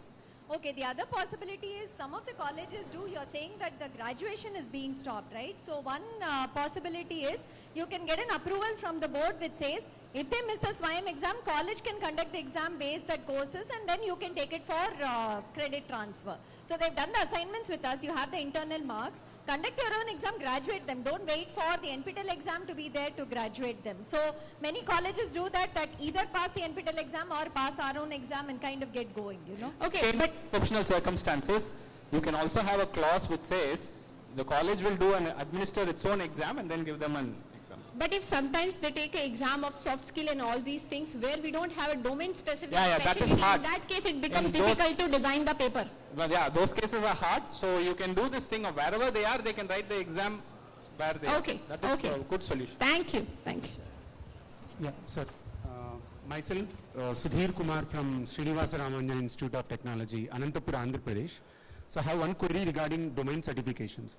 So while students are enrolling in any courses that comes under domain certification, is there any provision for the student or faculty that I am doing this course under this domain while they are enrolling or while they are registering?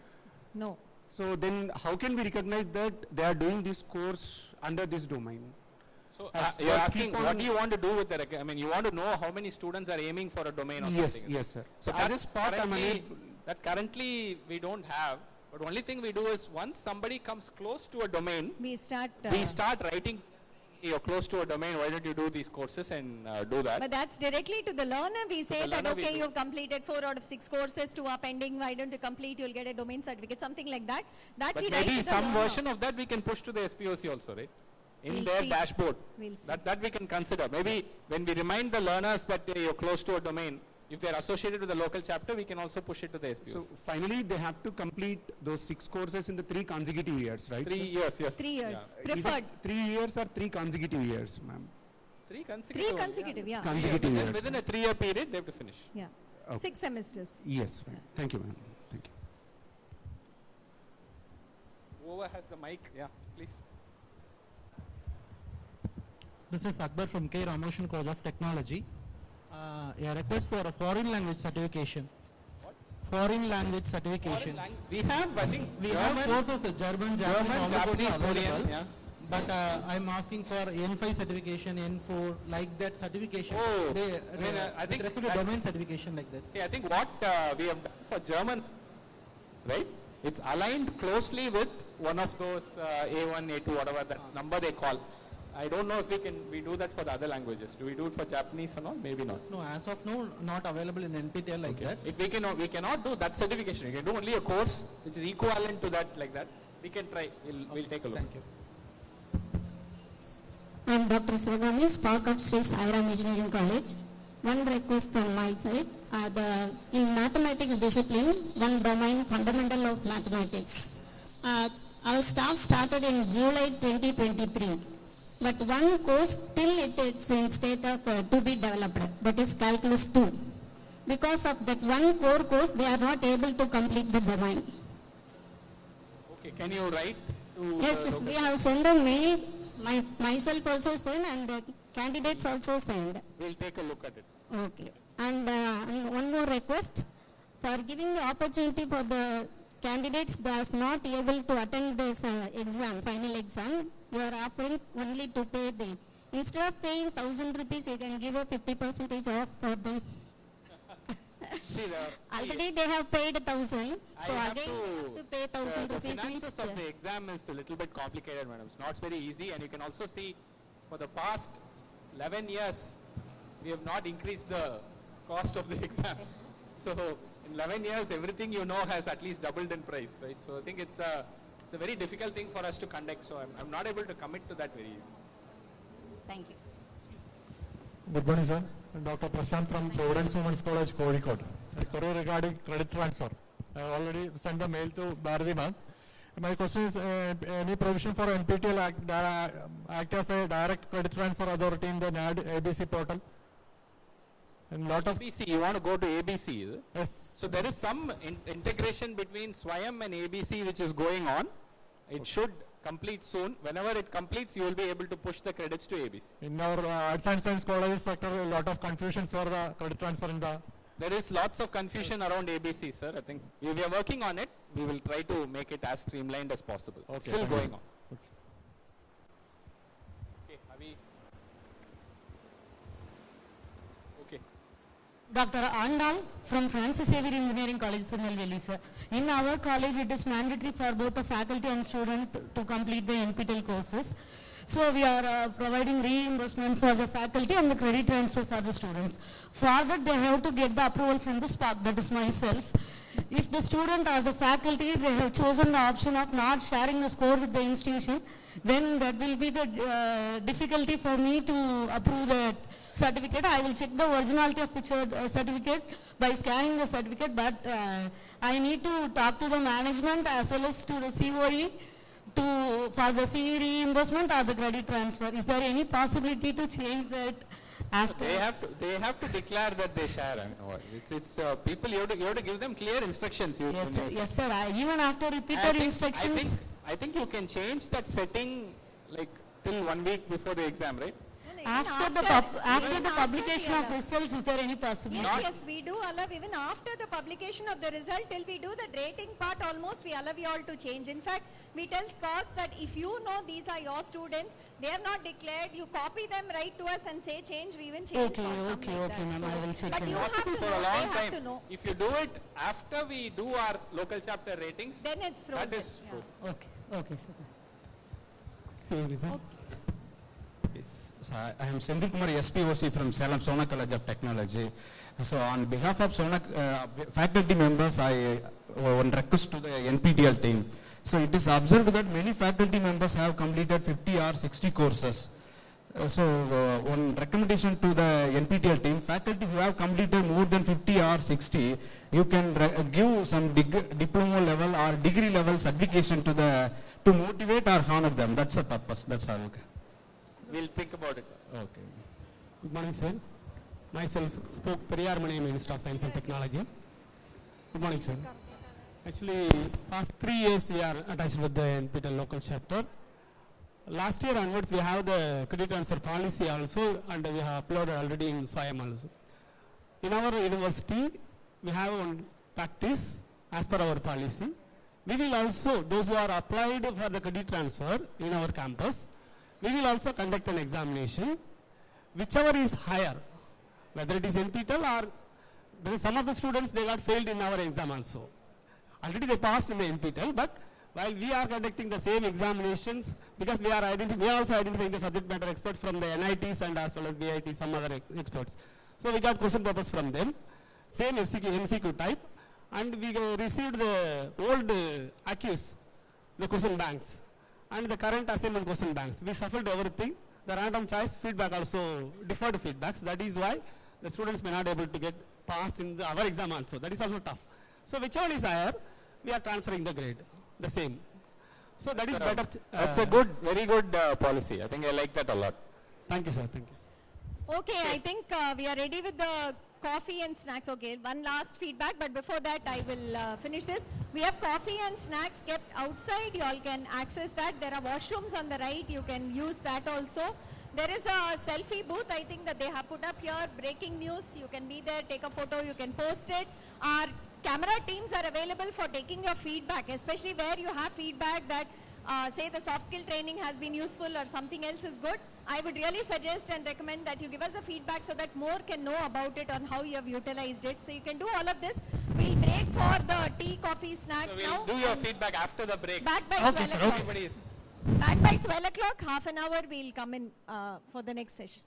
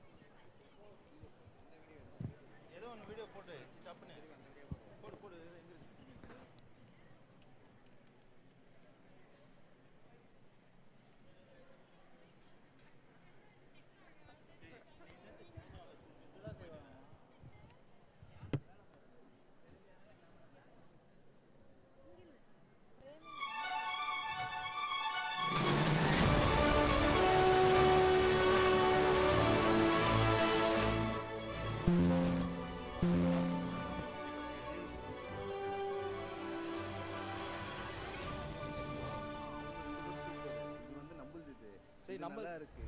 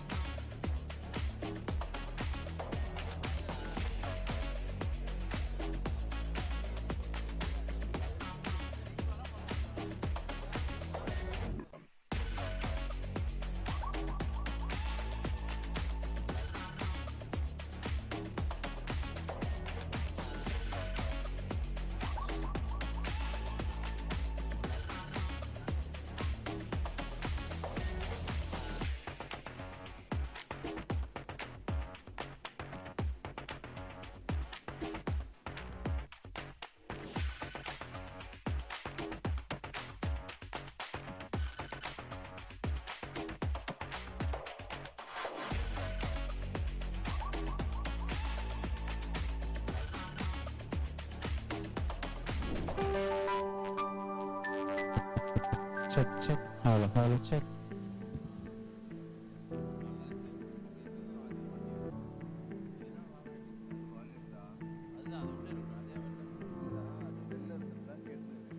Hello, check, check. Hello, hello. Check, check. Hello. Mic test. Hello. அங்க ஒரு கேக்குது. பெருமாள் கேக்குதா? சீனி. Hello. கேக்குதா? Check, check. Check, hello, hello, check. Check, hello. Hello, check, check. Hello, hello. Hello, check, check. Hello, hello, hello.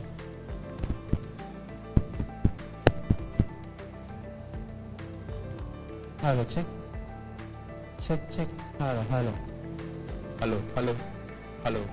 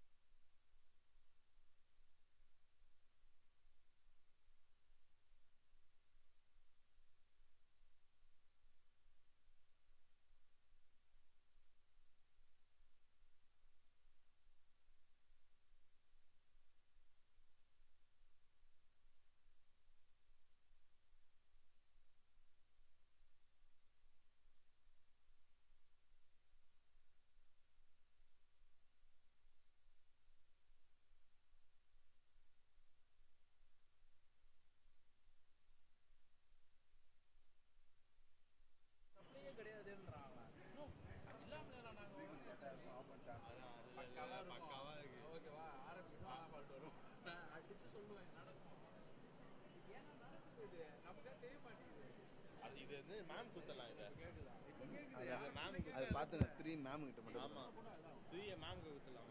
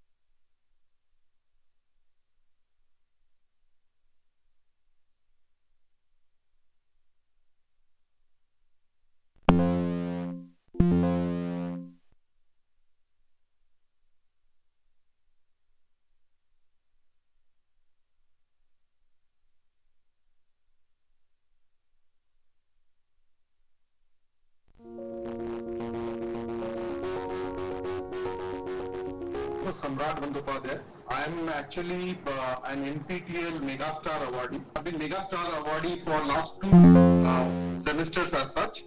My name is Vidya. Currently, I'm working as Associate Software Engineer at AP Mola Maersk. I have nearly about 2 years of experience now. Mainly, I work now in the Salesforce and data science projects. My full name is Akash Ravindra Babar. I am native of Sangli in Maharashtra. I hold a bachelor's degree in civil engineering and a master's degree in structural engineering.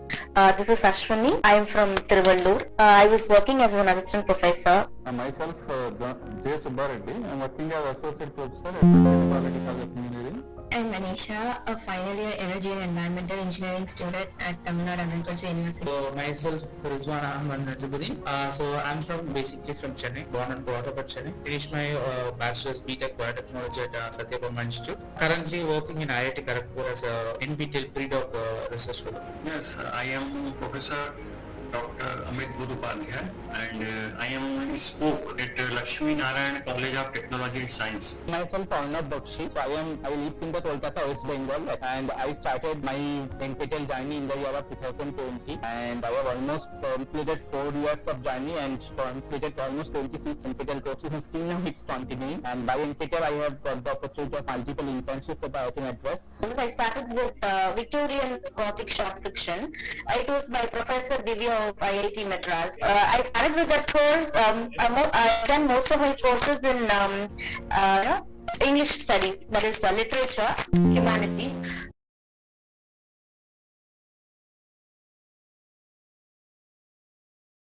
Courses from architecture, civil engineering, environmental engineering, or just management.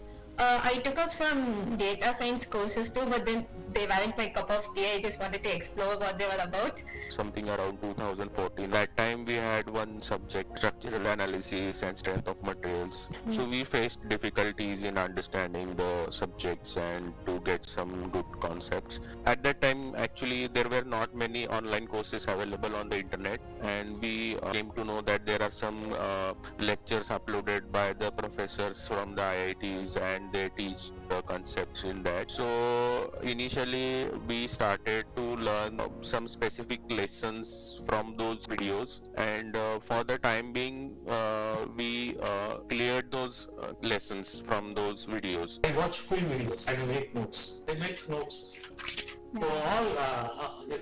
So all I have is notes every time, and even the notes also I put a cover page of previous certificates as an inspiration. NPTEL has given me a lot of things. Even like I got the best outstanding student award from Satyabama for my batch, because that was like mostly because of NPTEL. Because like I had my research papers, but conferences. Even though I had my NPTEL stars, that I guess so that was a major boost for my outstanding student award also. You know, they asked me that whether I can share my experiences also. I must say that I've been back-to-back NPTEL Megastar awardee for last 2 semesters. Now this semester I topped 12 out of 12. Now this is like no one else has done it, so it's just an honor also. Actually last time also I was NPTEL Megastar awardee, and I had topped in 7 out of 8 courses. From 2017 to April 2025, I finished 64 courses, out of which I got 2 Elite Plus Gold, many IIT Plus Elite Plus Silvers, and most of them are in Elite.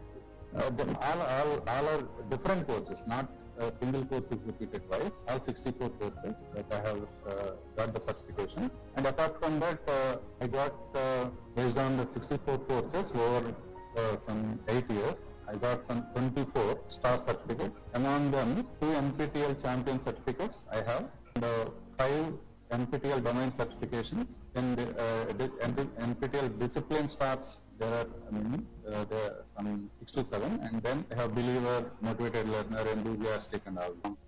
It is kind of practices in your big, small steps, you can achieve your big goal, kind of this NPTEL. That is a very good, I will recommend to each and every who are willing to study, right, you can use this.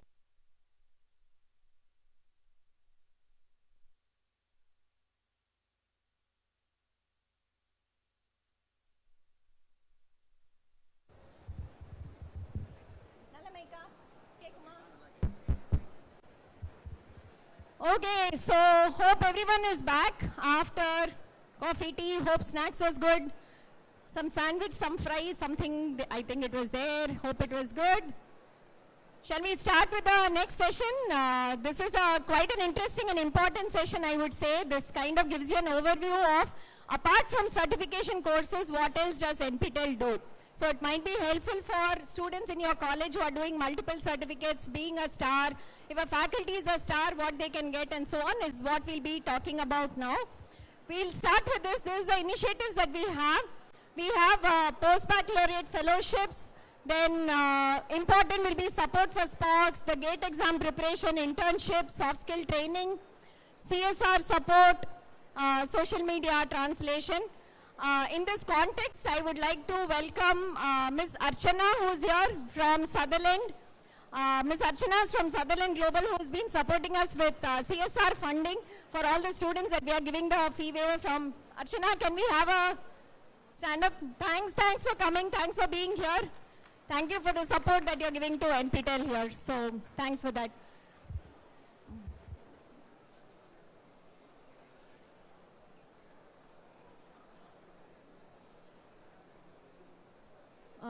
Can we play this? Hi everyone, I'm Dr. Jayakrishnan, Senior Scientist at NPTEL. We are launching a pilot project to test AI-based enhancements across 50 courses that will be released during this July semester. And the idea is to reach out to almost 1 lakh students and see how the AI features can support these learners.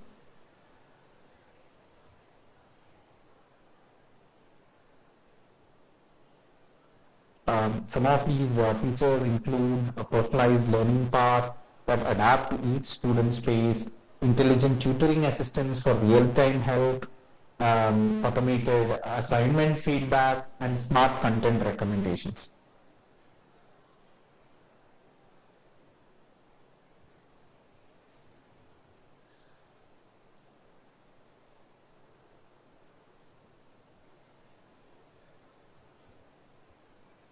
Think of it as having a 24/7 teaching assistant that understands each student's unique learning style and provide feedback to them.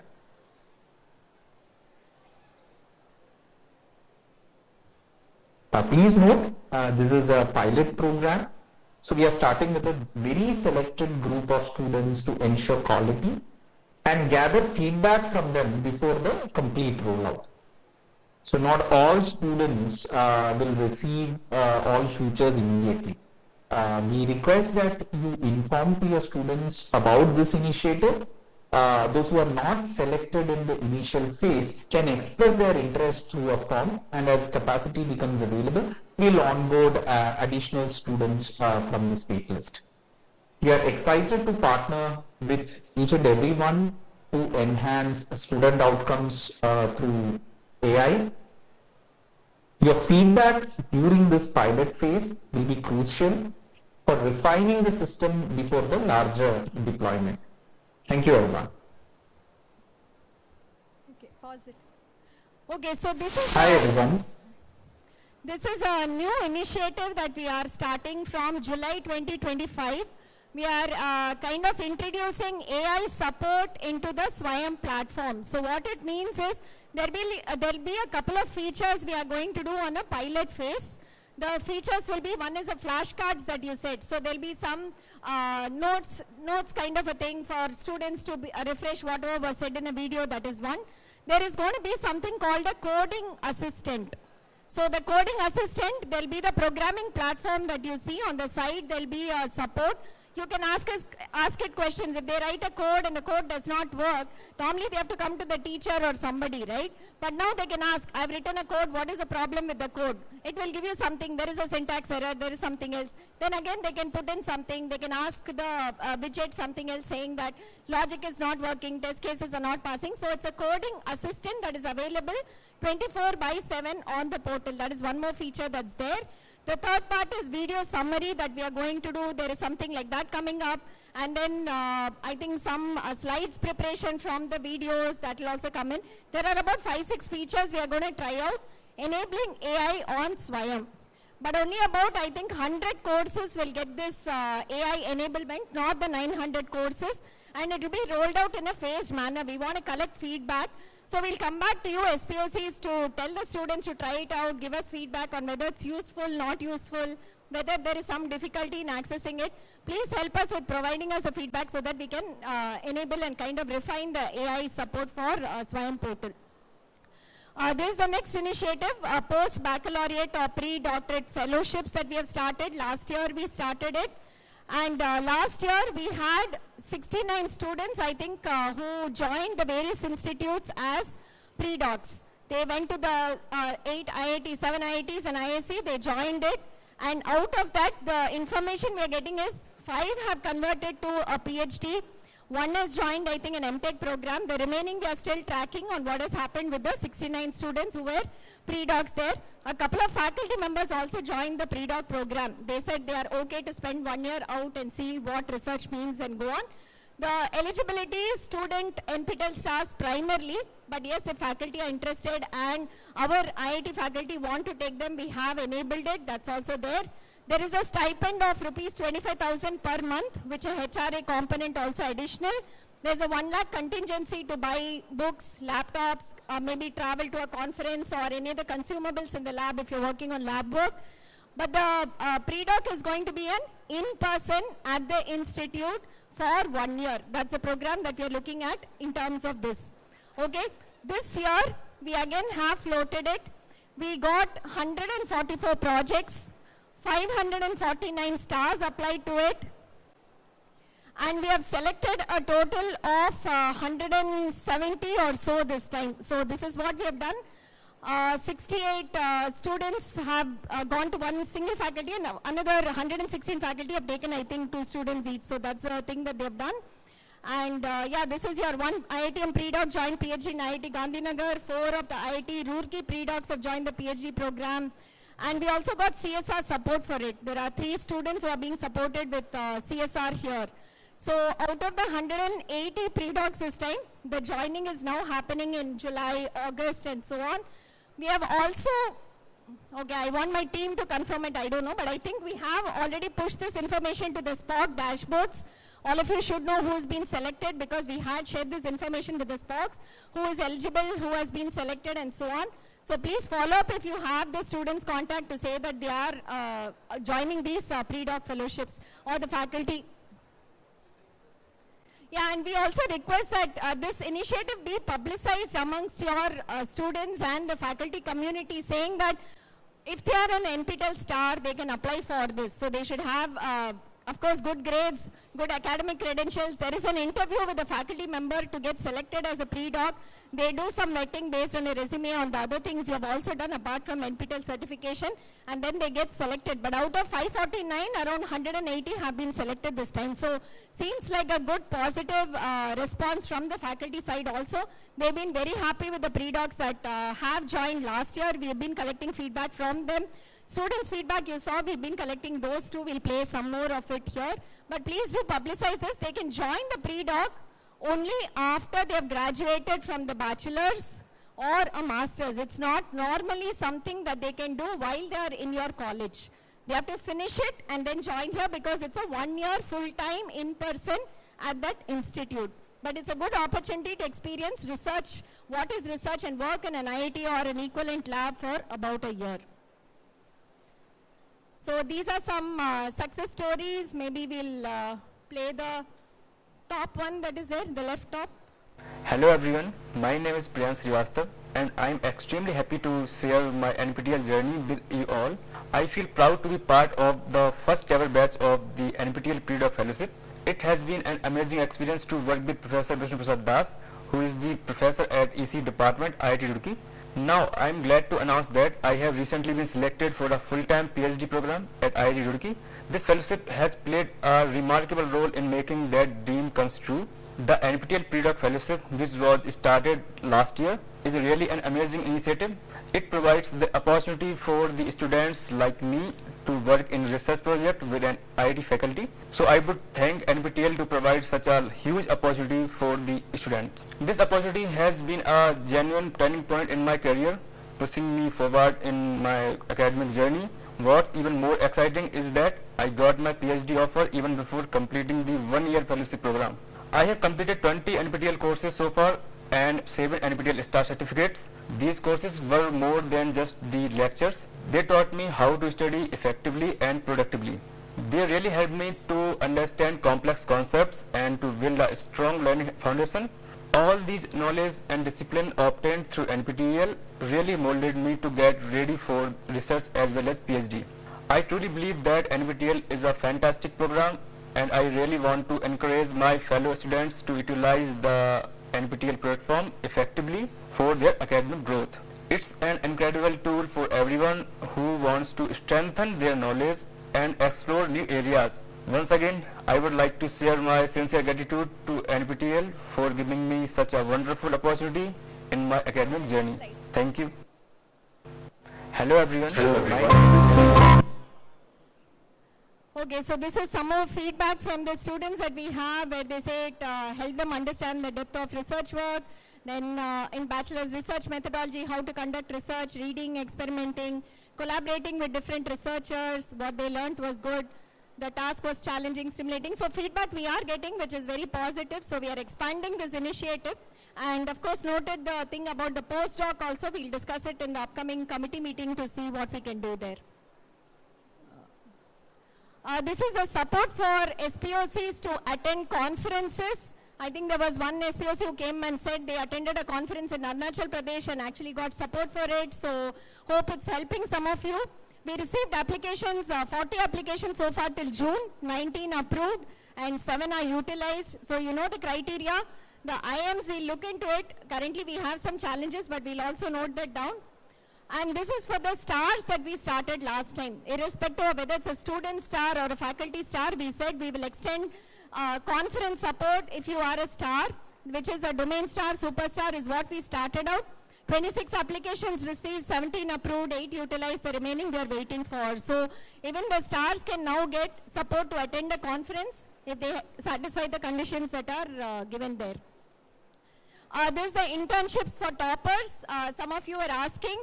I would really request you to make note of this because we want to expand this initiative and have more of the toppers going for 2 months, 3 months into the institutes and working with the faculty there.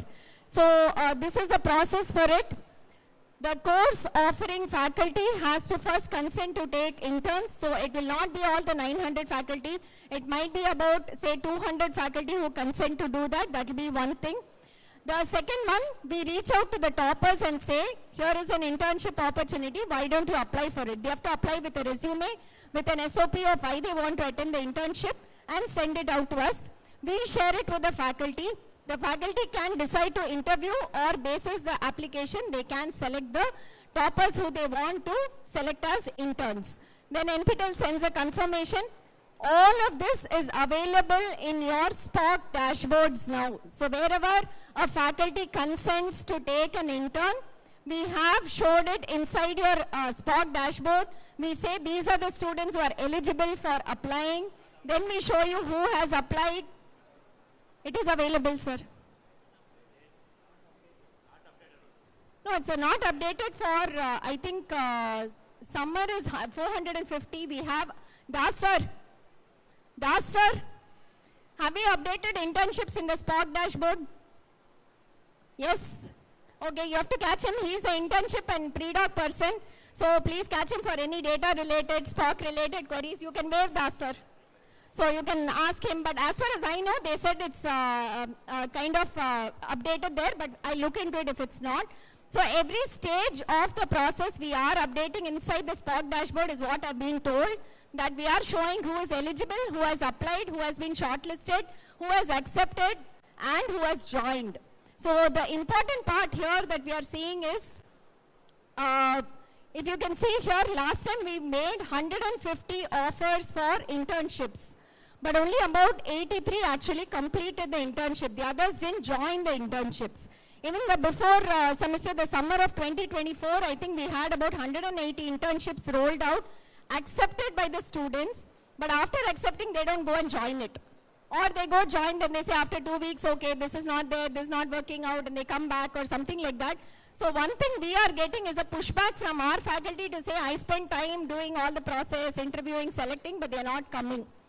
So that's where we need the SPOC help to say that if your toppers are serious, let them apply. If they're not serious, let them not apply. And once they accept, please ask them to go and complete the internship, because the next time we go back to the faculty, they're not ready to spend the time to do this process because they're saying students are not joining, I spend time, nothing happens.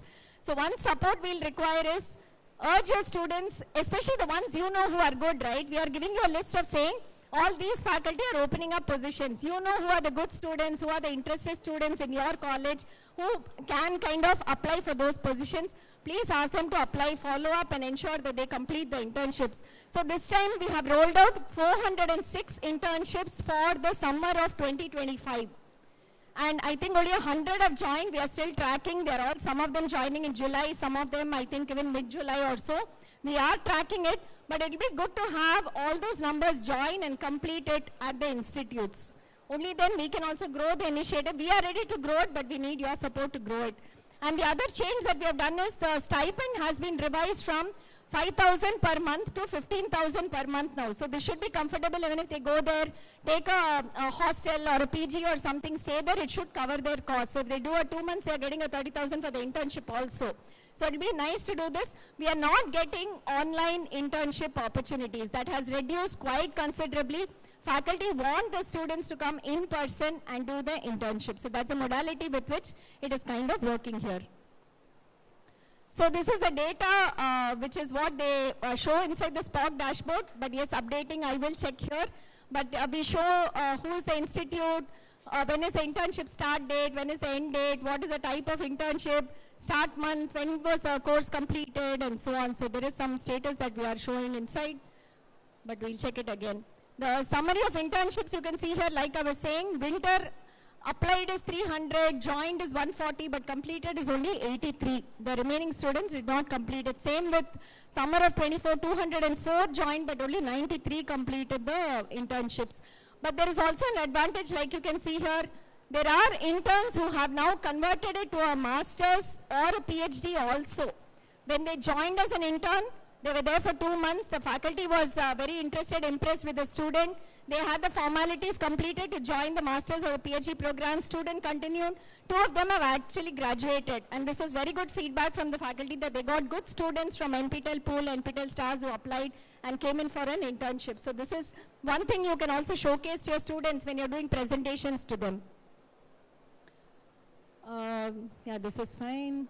Credit transfer, I think we all discussed enough. Everybody is aware of the rules. You can do up to 40% is what the ministry says, but maybe 10% should be fine for doing credit transfer. Please, again, a reminder, I know we'll keep saying this, but go through the statistics tab on every course before you choose them.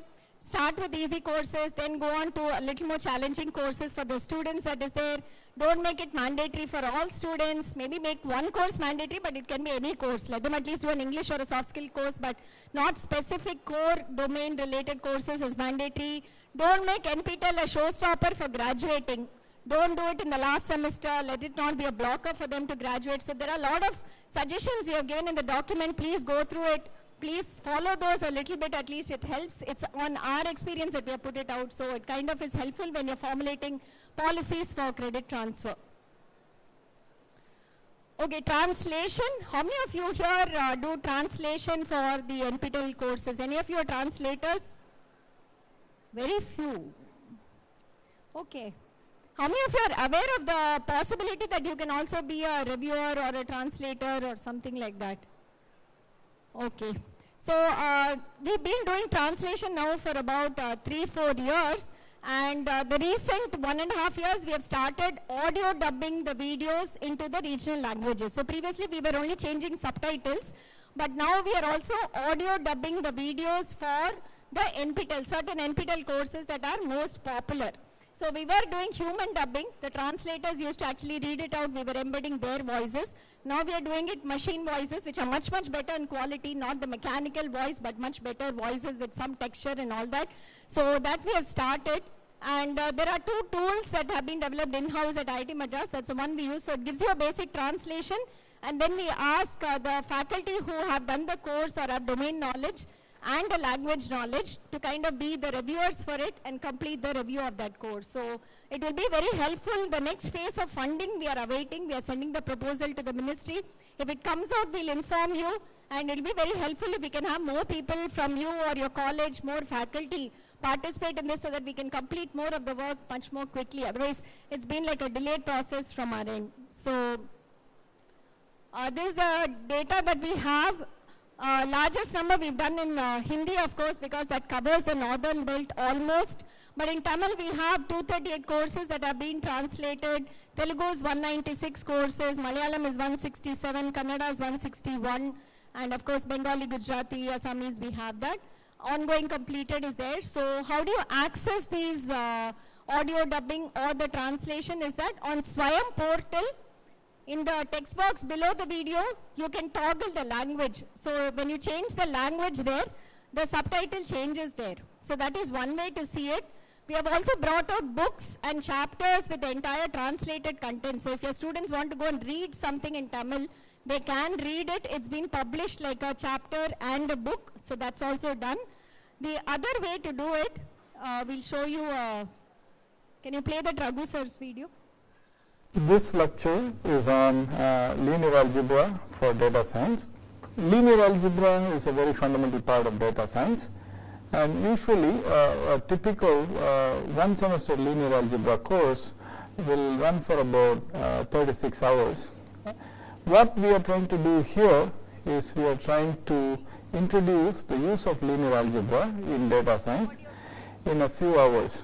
So, but मतलब ये है कि हम linear algebra के विषय को इसके संपूर्ण विवरण के साथ नहीं कवर कर सकते हैं। हालांकि हमने यहाँ लीनियर अलजेब्रा की अवधारणा में से सबसे अधिक महत्वपूर्ण अवधारणाओं की पहचान करने का प्रयास किया है, जो डेटा साइंस के क्षेत्र में बहुत अधिक उपयोगी हैं, और उसमें भी विशेष रूप से அல்ஜிப்ராவிலிருந்து மிக முக்கியமான கருத்துக்களை அடையாளம் காண்போம் என்பதாகும். எனவே அந்த அர்த்தத்தில் பங்கேற்பாளர்கள் கற்றுக்கொள்ள வேண்டிய மற்றும் புரிந்து கொள்ள வேண்டிய லீனியர் அல்ஜிப்ராவிலிருந்து சில முக்கியமான கருத்துக்களை நாம் படிகமாக்கி உள்ளோம். எனவே ஆரம்பத்தில் நான் குறிப்பிட விரும்பும் ஒரு விஷயம் இதுதான். நான் குறிப்பிட விரும்பும் இரண்டாவது விஷயம் பின்வருமாறு. லீனியர் அல்ஜிப்ராவை மிகவும் தத்துவார்த்தமாகவும் முறையாகவும் கருதலாம். இருப்பினும் லீனியர் அல்ஜிப்ரா பற்றிய இந்த குறுகிய தொகுதியில் இது டேட்டா சயின்ஸ்க்கு தொடர்புடைய பொருத்தமான கருத்துக்களை முடிந்தவரை வழக்கமான முறைப்படி இல்லாமல் யோசனைகளை எளிமையாக விளக்க முயற்சி செய்கிறோம். இருப்பினும் நாங்கள் எந்த அடிப்படை விளக்கங்களையும் தவிர்க்கவில்லை. లీనియర్ అల్జీబ్రాவை ఎలా నేర్పిస్తాము. కాబట్టి ఈ విషయాలలో గుర్తుంచుకోవాలనుకుంటున్న మరో విషయానికి ఇది. కాబట్టి లీనియర్ ఆల్జీబ్రాలు దేనికి ఉపయోగపడతాయో వివరించడం ద్వారా ప్రారంభిస్తాము. కాబట్టి డేటా సైన్స్ గురించి మాట్లాడేటప్పుడు డేటా ప్రాతినిధ్యం డేటా సైన్స్ యొక్క ముఖ్యమైన అంశంగా మారుతుంది. డేటా సాధారణంగా మ్యాట్రిక్స్ రూపంలో సూచించబడుతుంది. మేము ఈ ప్రాతినిధ్యం మరియు మాతృకలలోని భావనల గురించి మాట్లాడబోతున్నాము. Okay, I don't know how good or this one it was. Decent, I think, much better than what we had many years ago. So these are what you will do as the first the tool will translate, do a basic translation of the English into the regional language. Then as reviewers you go in and make the changes so that it makes sense that other non-domain words are not used, they are not translated. We do that. So linear algebra stays linear algebra, matrix stays a matrix, and so on. So you'll do all these changes and see if you can read it, whether it is the normal Telugu that's spoken, the normal Tamil that's spoken. You kind of ensure that. Once you have completed that, the machine renders the voice. And once the voice is there, we ask you to space it so that within the video, it at least matches the video a little bit as the voice comes on. So after that, our team will take the voice, embed it, our team will take the subtitle and embed it, and on YouTube, this is now available. So if you go to these 300 courses, in that settings button, you can toggle the audio track, you can toggle the subtitle text, and you can listen to it in various languages. So if it's useful to your students, maybe for at least referring or one-time reading, one-time listening, after which they can again go back to English. If it's helpful, you can tell them that these are available. The most popular courses have been translated. We are doing it in every discipline. So you can also go through this. Feedback will be welcome on how these are received by your students. So that is something that we are doing. This we have discussed, I think everybody knows it. Noted all the exceptions that he was asking for. But basically this is the FTP program, and till 2028 we have the MOU renewed with AICTE, and you have to pass the NPTEL course, apply for the FDP certificate, and you get it with the AICTE logo that you can present for your career development. The numbers for Jan 2025, 2,54,000 faculty members enrolled, 72,000 wrote exams, and 48,000 of them got FTP certificates from NPTEL certification courses. This is a free preparation assistance for GATE exams. Professor Ramakrishna here, who is the coordinator of NPTEL, you might have seen him from all the past interactions also. He is the one who manages and handles the GATE portal completely. He has done it. It's all his handiwork in this portal. So what we have done is to give you a free platform, no payment, where students can come in and prepare for GATE exams. So they can come in and they can see last 10 years of papers solved with video solution. Every question has been solved with a video solution. There are additional questions that we have prepared for practice. Every question is mapped to concepts in NPTEL videos. So they can go to that video. Near every question we have put a link to a video. So you click on that. They can go to the video on NPTEL repository, and you can find out what is the concept to be used for solving this question. So we have mapped the question to the video lecture to be learned for solving that question. Then there are live interaction sessions that also happen for doubt clearing and for counseling. Apart from it, from around September, every Sunday we start mock exams. These are free again. They just need to register and come between 2 p.m. to 5 p.m. on Sundays. We do the mock exam in all of these subjects. They can come and do the 3-hour exam. We release the score and we maintain a leaderboard also. So all of this is free. You can ask your students to subscribe to it, use it. Even if they go for external GATE coaching, this is another resource that they can use for writing the GATE exams. We've got very good feedback from the learners who have used it, because the IIT faculty who do the GATE papers are also people offering NPTEL courses. So the tie-up is very close between these two. That's why we were able to kind of bring up this GATE portal for us. The next initiative is NPTEL Plus. This is a different portal from NPTEL. It's not the standard semester-long courses that we do, but these are more like short duration workshops that we are doing from different types of people, not just faculty, but even companies are coming in to do short workshops here. So we have self-paced courses, NPTEL, around 280 self-paced courses. Anytime certification that somebody wants, that is possible on this. Then you have some short-term training, long-term training that are there. Just to give you some examples, these are the workshops that we completed. You can look at the duration. We have 10 hours, 3 days, 5 hours, 12 weeks. We have some some courses that go on GIS, drones and machine learning, something on water quality that we had, cricket data analysis using PostgreSQL, then something on drop sprays, atomization. You can look at the type of topics that we have. These are all paid programs where they have to register and pay, but we keep it very nominal for the student to come in and pay, hopefully. If you have any feedback, you can give it to us. But the main advantage is we are able to offer lectures on topics that cannot normally come into the NPTEL Swayam system, because these are not like Senate-approved courses, they are not taught in the IITs and so on. These will be more like employable skills, or it will be some research areas or some training for faculty or some such is what we try to bring into these workshops. So you can see here effective teaching. There is a course by Professor Pankaj Jalote from IIIT Delhi. We are in the cohort 4 of that. It's a 2-week course, and he teaches just 4 hours of content for CS faculty on teaching CS effectively. So that's something that has been going on very well for us. 488 people had registered. Then there's something on bio, cell membranes and proteins, forecasting using machine tools, Google Earth Engine, passive architecture. You can see the variety of topics that are here. So this will be something useful for students to learn and get a certificate from. Again, more topics, introduction to NLP, patents, career development, basic linguistics, language models, critical natural resources. So all of this is on the website. I think we send all the SPOCs also a lot of information and brochures about these programs. We send it to the students also. So you can go through that and accordingly you can map it. There is also another set of master classes that we are doing. There is a segment of faculty we are getting from outside India. So we are also targeting them to give us some workshops. We call them master classes. So there is a Professor Bala from University of Florida who gave us a master class. Dr. Laurie Ann Underwood who gave it from ESEG, School of Management, Paris. And from University of Southampton we had a lecture series. So we also get one series where we have faculty from outside India giving us workshops. This is soft skill training. Somebody was asking, is soft skill training same as placement training? Yes. We get the students ready to be more confident when they are going to face an interview. So what we do here is it's a 7-day or a 14-day training that typically happens. We do a resume building. We ask students to share resume, give individual feedback on that. Then we have group discussions with the trainers. Then we have one-on-one with the trainer also, where there is feedback given individually on, say, their body language, how the student is communicating, whether they are giving a view of confidence to the person interviewing, how they should handle questions. If they don't know to answer a question, how do they actually answer it? So these are things that are taught as part of the training that we do. So I think we have to rename it called placement training. I don't know placement training, but yeah, soft skill training is what we have. But this is equivalent to getting them prepared for facing interviews and talking to strangers they don't know, which is what an interview panel technically will be. So that is something that we prepare. This is completely free. This is from NPTEL. You have to register with us to say we need this training, and you say that whether you want a 7-day or a 14-day.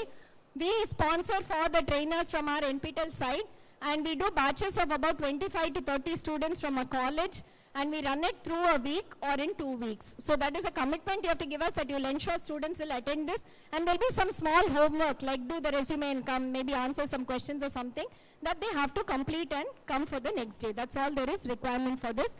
Number of colleges that completed soft skill training in the last 6 months is 41. And total number of students that we have done is about 2,000 students. This is the impact. Even like one SPOC was saying it was very useful for their students. Many of them say when they've gone in for interviews that came in, this session actually helped them get the confidence to answer the interview panel. So there is some video feedback. We'll not play it now. We'll probably play it later, or you can see it later. Okay, lab workshops. There was some question on lab workshops. So apart from the theory courses, we are also doing some lab workshops as part of NPTEL additional activities. So here what happens is, a faculty will propose a lab workshop which has to be attended in person by students at that institute. And it's typically 1 week duration. From morning 9 a.m. to 5 p.m. or 6, they will be doing the labs. So morning and afternoon, they do 2 experiments each. There'll also be a theory session in between. So they will do that. They will do the labs for 5 days. On day 6, which is Saturday, normally there might be a lab exam also. And they will complete it and get a lab workshop certificate from NPTEL. And we say that the college can accept it for 1 or 2 credits also, because it is an in-person 5-day component at an institute along with an exam that is happening, and then we give a certificate. So you can take it for credit transfer if you want. The fee to be paid to NPTEL is only 200, that is completely subsidized. But the student has to take care of travel and accommodation charges. That normally comes to about, I think 500 per day is the hostel. They give hostels, so 500 per day might be the hostel cost. And whatever the travel is, that they will have to take care of.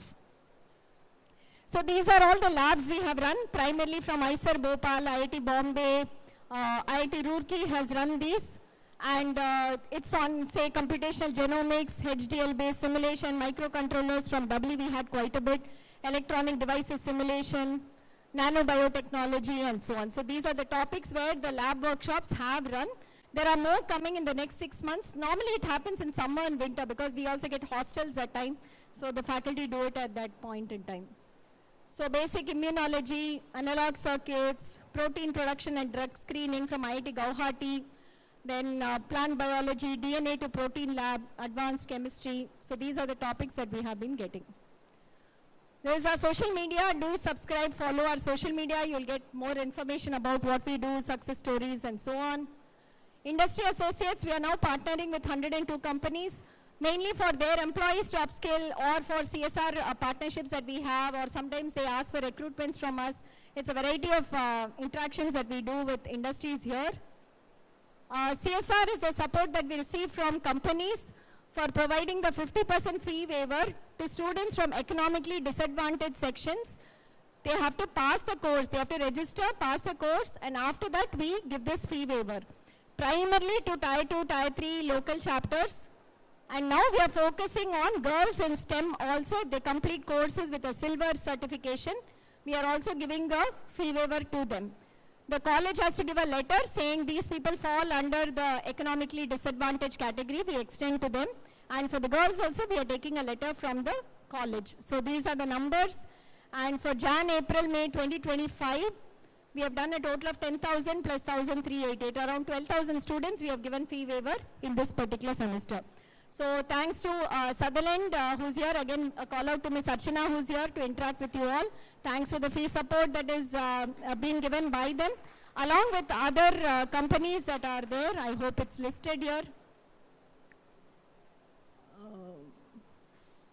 So I think we have Ananta Technologies, from TI we had support, from Sutherland we had support. Tata Technologies is giving us also support for fee waivers now. So those are the companies that are supporting NPTEL with fee waivers. These are feedback from student beneficiaries. Again, extremely encouraging and very happy to see that. My father was a two-wheeler mechanic, engaged in farming. Mother runs a small mess. And this fee waiver helped them to get a NPTEL certificate. Father works as a driver, and it helped me to get it, and so on. So a lot of feedback we get where it helped them to get an NPTEL certificate. INIs, AMU and BHU, Aligarh Muslim University, Banaras Hindu University, they are the non-tech partners in SWAYAM, and NPTEL has been doing the logistics and operation delivery for them. We are not responsible for quality of content, the video or the faculty that they give to us. But what we do is we help them with recording the videos, putting it up on the portal, ensuring assignments come out, organizing the exams for them. So these two are on the SWAYAM website. They won't come under NPTEL. It will be called INIs. You have to click that button to go there. But their course delivery will be like we do NPTEL. But the course content and what is inside, that is up to them. We will only take care of the course delivery and the operations for these two INIs. This is for this semester. There might be a change in January is what they say, but for now in July we will be handling it. So we have a total of 116 courses. So for here for the non-tech colleges, the art science colleges that want some courses, there are courses on Urdu, some Unani medicine, on some law, they have on agriculture. It's a little more varied than what we have at NPTEL. They do focus on non-technical courses, non-engineering courses also. You can check out what they have. Okay, NPTEL SWAYAM chapters, I think all of you know we crossed 7,000 local chapters 2 months ago. We are now at 7,233 local chapters currently. The split very interesting. Engineering tech management is 3,700, almost just half. Arts science commerce is 2,200. The others are 691 like management institutes or some other institutes. Health science medical 400, education is 178. And where are the local chapters? Maharashtra still leads, 1,438 local chapters that is there. But I always like to go to the Bombay workshop and tell them, you guys have the highest local chapters, but the max registration comes from Tamil Nadu. So I always make it a point to tell it in Bombay workshop and tell them you have to increase. But percentage of total is 1% only what they contribute. So that is something that they do. In the top 200 is only 15. And active LCs is only 298. While Tamil Nadu we have 957 workshops, top 200 we have 63 local chapters and 330 are active. Of course we have Andhra Pradesh, Karnataka, Kerala which are all doing very well here. But we do have representation everywhere. We have Mizoram, we have Andaman Nicobar, Lakshadweep, Sikkim. Everywhere we have a local chapter that we are currently administering. Local chapter participation, again, we can never stop saying thanks to all of you. We start with the thanks in the felicitation. We'll end with the thanks also. Midway also, we never tire of saying thanks to you all for all your support that's there. The numbers speak for themselves. 85% of our NPTEL contribution comes from the local chapters. Again, because of each one of you SPOC who's here or not here today, who's watching it online, who's in the other zones. Thanks to you all for, getting your students to register in NPTEL courses, faculty to register, managing to get your administration to agree to all of this. So a big thanks to all of you who are here. State-wise registered, we keep tracking all of this on our side, so we wanted to show you also what we track. How does every state do over the last 5 years? So Tamil Nadu has been steady from 25 to about 30%. Andhra from 10 to 13% it has gone. Maharashtra from 7 to 10. Karnataka has come down a bit. 10 to 7 it has come down. UP has come down again. Telangana is from 7 to 4. So you can see the trends that we are also seeing across the various states. Some states pick up, some states are kind of oscillating, I would say. Yeah, these are for all the states that we have. Communication modes, all of you know this, but for just the 20 SPOCs who said first time we are attending, I will say this. We have a WhatsApp group for every state. Any of you not in a WhatsApp group? You're not in a WhatsApp group? Okay, we have a WhatsApp group for every single state. I think 18 groups we have currently that we are now monitoring. If you're not in a WhatsApp group, please meet Ms. Lakshmi or Ms. Divya, the local chapter team. Good to get added to a WhatsApp group because there it's instant support, instant information for you also. That's something we do. There's a Google group of all the 7,000 people. We send when we want to do mass mailing, we do that. Local chapter at nptel.iitm is the mail ID that should be your first point of contact. So you can write any issues you have there. If you need to escalate, so my constant is, yes, they have some rules to say yes, no, whatever. If you need to escalate, then you have to write to me. So once they say no, you still want a yes, write to me, we will look into it. So they follow rules. I can say more exceptions and waivers to rules. If I can't do it, I can go to the professors and also get it done. We can go to the committee. So write to local chapter first. If that is happy, satisfies your query, great. If that does not happen, come back to us. We will also help you out there.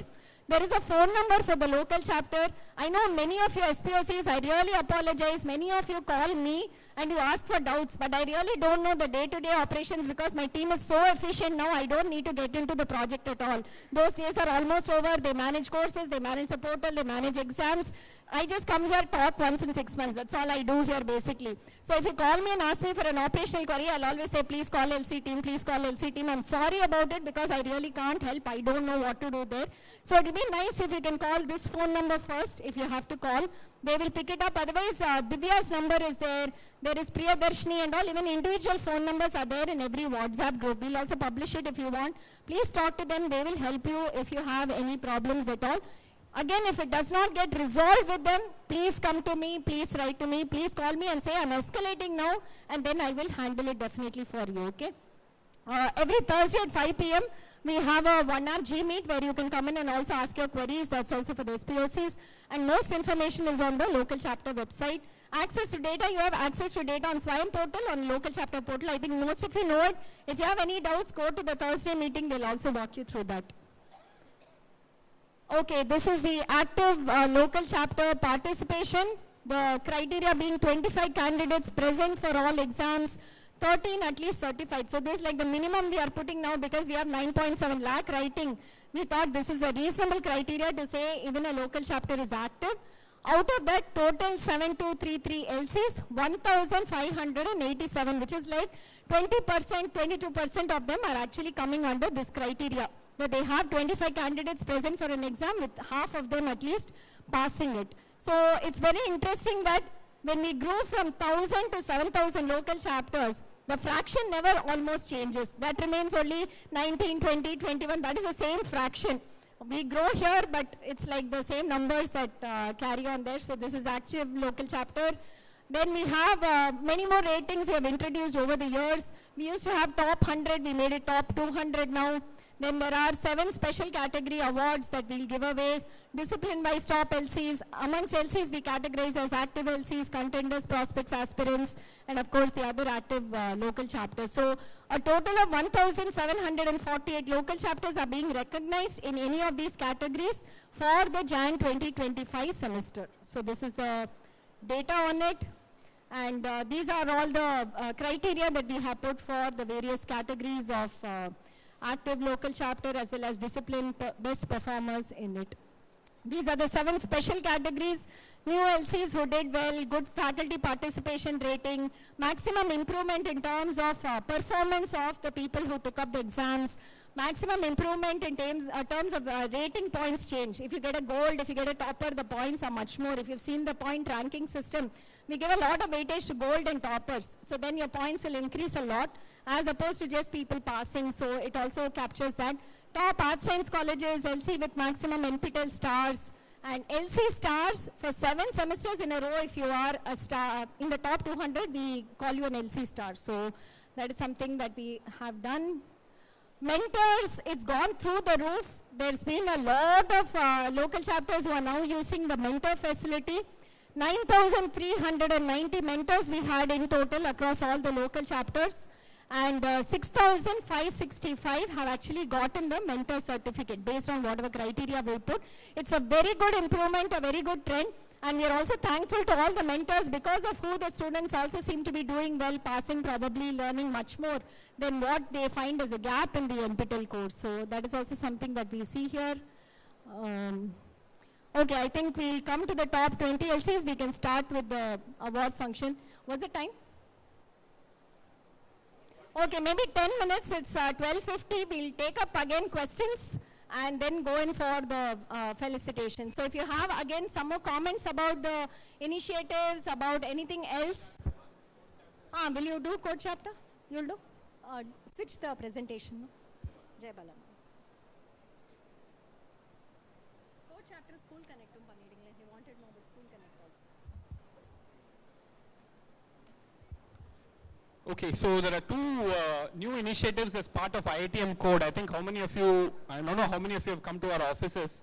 Now the NPTEL operation inside IITM has been consolidated into a center. The center is called Center for Outreach and Digital Education. I happen to be the chair of that center now.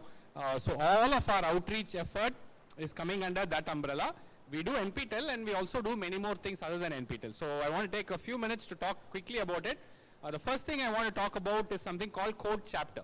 So how many of you know about the IITM BS Data Science degree? So enough of you know about it. I'm not going to describe that.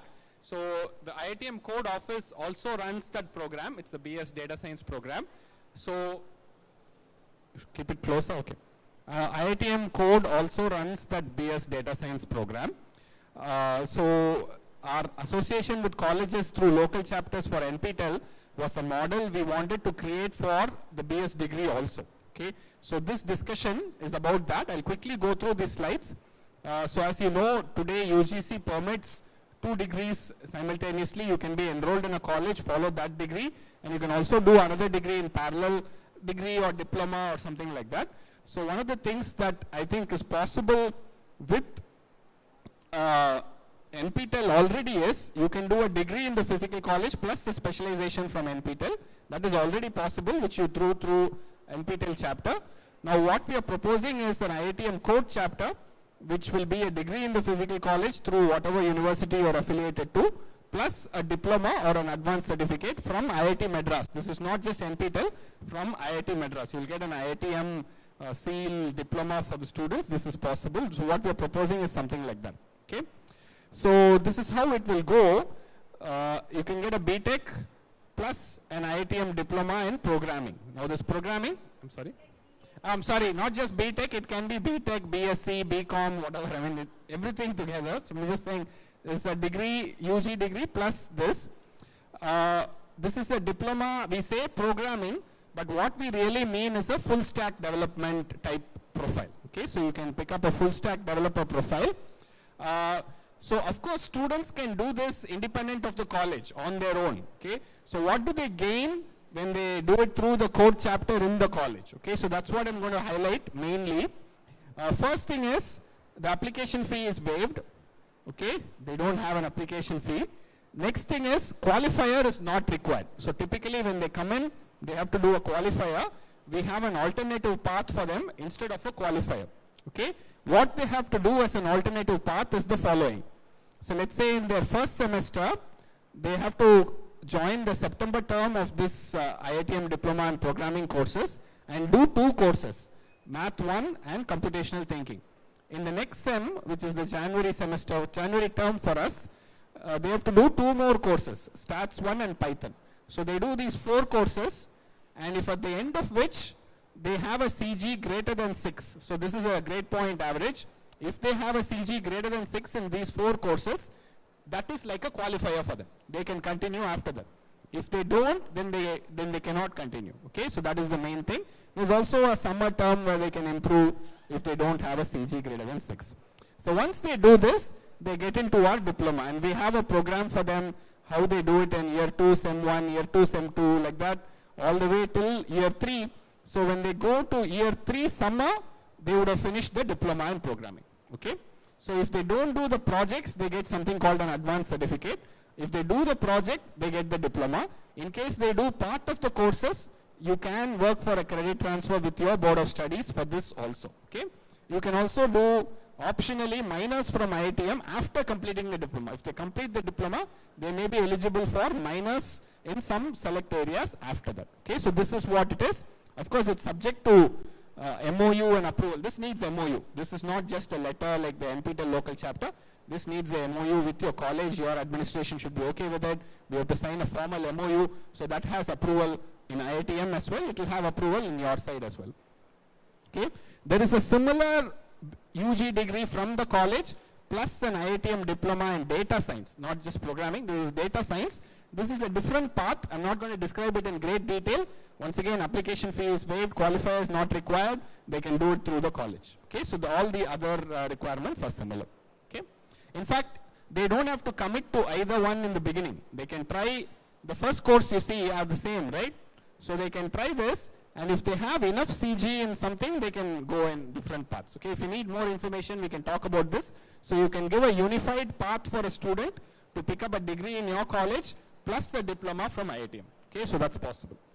As you all know, right, so today increasingly IT companies are letting go people who only know development, and they want people who know AI, right? So this is a wonderful introduction to AI course for them.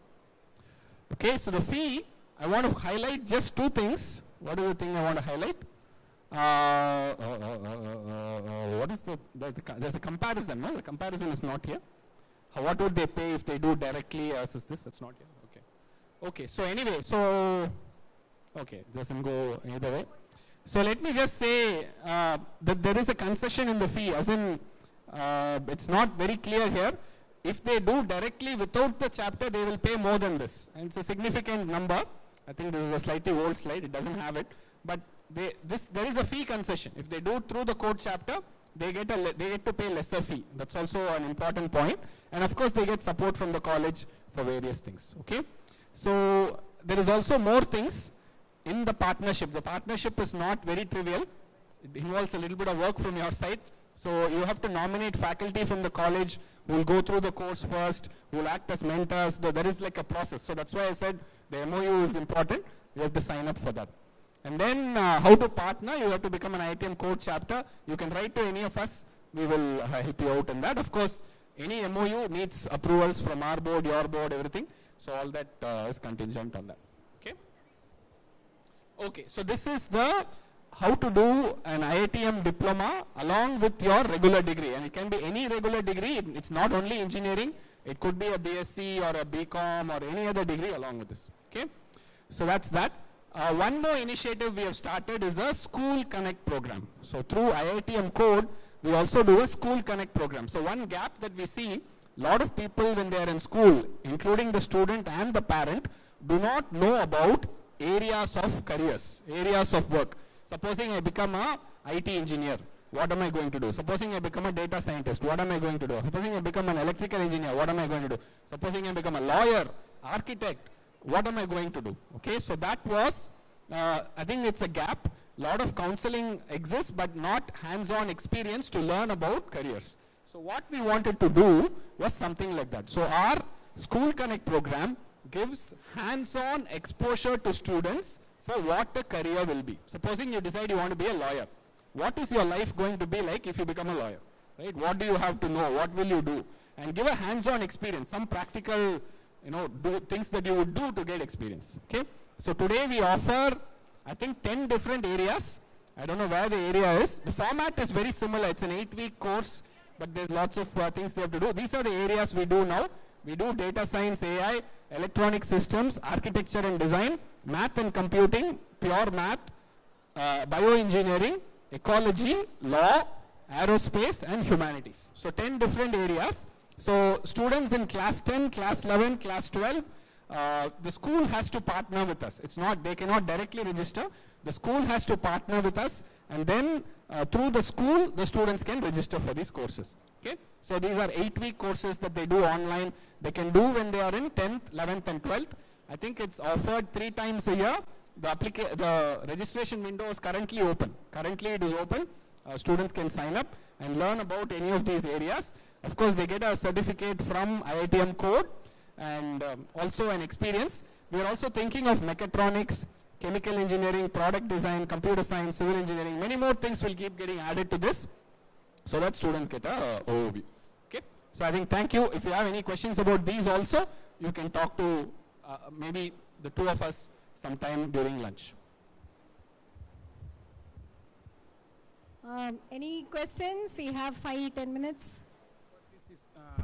For this school program, School Connect program, like we are the local chapter, so can we connect for our PUC with you in this?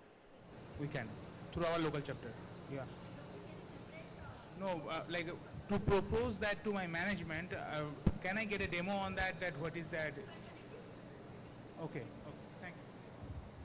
So we have a separate team. I think many of you who have been working with us know Ms. Kamala, who was there in the local chapter team, right? She handles the School Connect program now.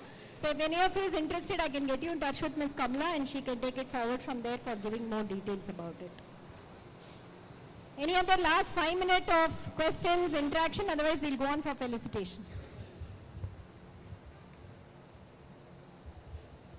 Good afternoon, madam. Yeah. This is regarding the FDP. Yeah. As you have the MOU with AICTE, can you take some steps to have the MOU with UGC also? Because we are arts and science. See, we've already tried. That's not happening. So what we have heard is some universities are directly accepting this certificate on their basis. Like for instance, I think Manonmaniam Sundarnar University and all does it, though they come under the UGC. They accept, but for career advancement. Yeah, I think there is opposition from some sectors for it. I can tell you what it is, but they are recording and live streaming. I won't say. Talk to me privately. Some strong teachers' bodies are opposing it also. It's not just authorities. Teachers' groups are also opposing it. So it's a little bit complicated. So maybe we will be successful, but unlikely.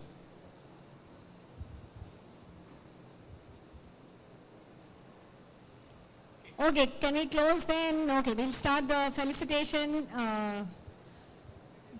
I need the list.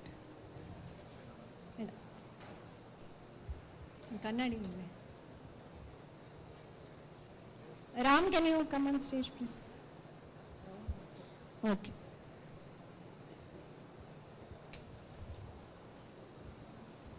Slides, yaar Matapura. Slides, yaar Matapura. Okay, we come to the, I think, most interesting part for all of you that you've been waiting for. You have to tolerate all our talking and jabbering and interactions just for this 1 hour. I don't know how many of you wish, can you not do it at 9:30 and send us away at 10:30? Maybe we should flip it from next time, but still. So we'll start with the top 200 local chapters of Jan 2025. VIT University Vellore, the first category is the AAA category. VIT University Vellore, Mr. Govinda is here. Yes, sir, please come.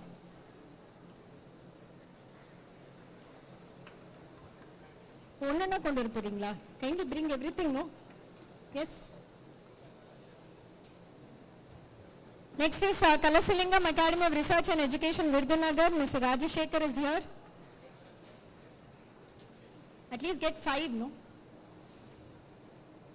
Next we call upon Rajalakshmi Engineering College, Mr. K. Bhaskar.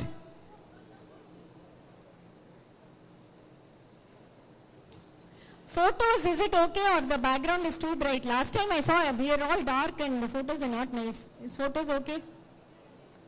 Huh? Background theriyala. The people are okay. Okay, fine. Rajalakshmi Engineering College, Chennai. Then Sri Sai Ram Engineering College, Professor Sivagami. We also get the best faculty performance inside top 100, LCs with max, NPTEL Stars, LC with domain scholars. Pad irkana illiya? Is there a... Rajalakshmi Engineering College got the Discipline Award for Aerospace Engineering, Agriculture Engineering, Architecture and Planning, Chemistry and Biochemistry, Humanities and Social Sciences. Kalasalingam had the LCs with max, NPTEL Stars and the Discipline Award for Biotech and Bioengineering, multidisciplinary. Next we call upon RV College of Engineering, Professor Shanta Rangaswamy. They also get the Discipline Awards for Computer Science Engineering and Mechanical Engineering, AAA category. Next we call upon Madnapalli Institute of Technology and Science, Madnapalli, Professor Prithvi Rajan. We also get the award for improvement in certified count inside top 100, the Discipline Awards for Design Engineering and Mechanical Engineering. Next we call upon Sri Sai Ram Institute of Technology, Chennai, Professor Dharini Mai. Improvement in certified count inside top 100, LCs with domain scholars.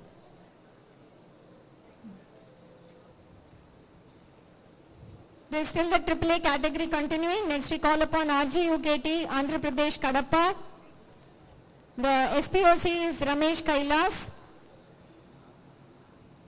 They also get the award for improvements in rating points inside top 100 and the Discipline Award for Electrical and Electronics Engineering.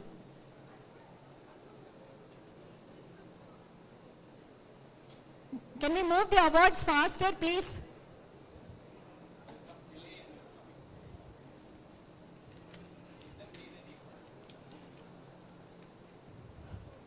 Okay, next we call upon the AA category, RGUKT Srikakulam.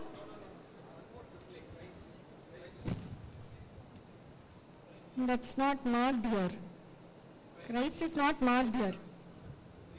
Okay, Christ is Vinay there.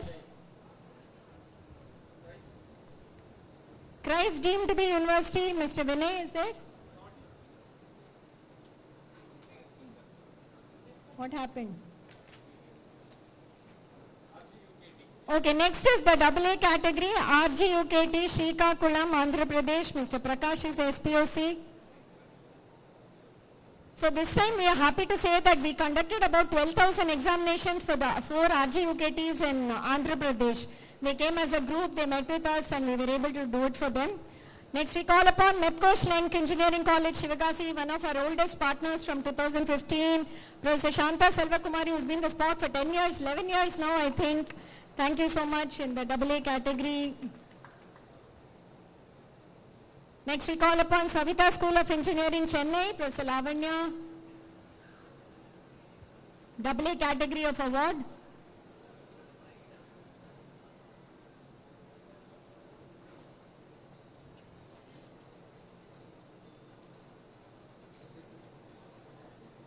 Next we call upon SRM University, Ramapuram, Professor M. Krishna. They also get the Best Faculty Performance Award inside the top 100.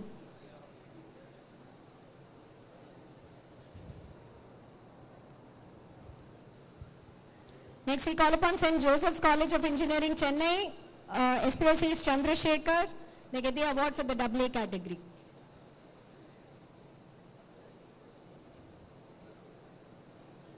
Next we call upon RVR and JC College of Engineering, Guntur, Andhra Pradesh. Professor Chandrasekhar Rao is the SPOC. And they also get the award for LCs with maximum domain scholars.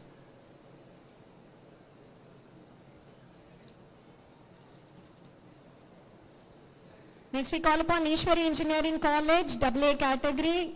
Professor Gayatri is the SPOC, along with, they get the award for LC Star, which is 7 times in a row they've been in the top 100. Next we call upon Annamacharya Institute of Technology and Sciences, Autonomous Rajampet. Mr. Kishore Kumar is the SPOC. AA category of awards. Display, Naj.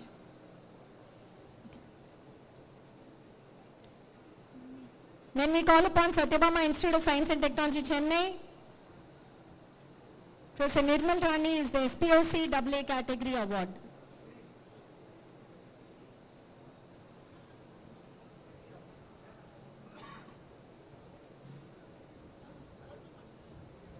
இது பண்ணிருக்கேப்பா Satyabhama பண்ணிருக்கீங்களே.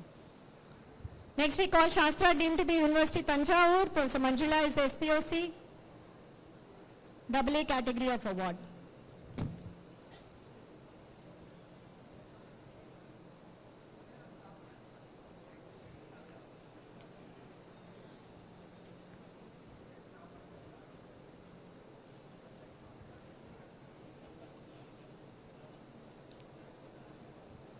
Next we call one of our oldest partners again, National Engineering College, Kovilpatti, Mr. Karune Raghavan, who has been the SPOC for 11 years now. They also get the award for being an LC star 7 times in a row in the top 100. Second time LC star, okay. Next we call Vignan's Foundation for Science, Technology and Research, Guntur. Mr. Sheikh Zakir Hussain is the SPOC. They come in the AA category in the top 200. Next we call PSG College of Arts and Science, Coimbatore. Mr. Shivakumar, again a strong supporter of NPTEL AA category, and they also get the award for the top Arts and Science college in the top 100. Then we call Siddhartha Academy of Higher Education deemed to be University Vijayawada, Mr. Rajesh, to come and receive the award AA category for their LC. Kungu Engineering College, E-Road, Tamil Nadu, Professor Palnisamy, AA category. They also get the award for an LC star. Next is B.V. Raju Institute of Technology, Narsapur, Telangana, Venkataramanachari Ramagiri. Please come on stage to receive the award. They also get an LC star award.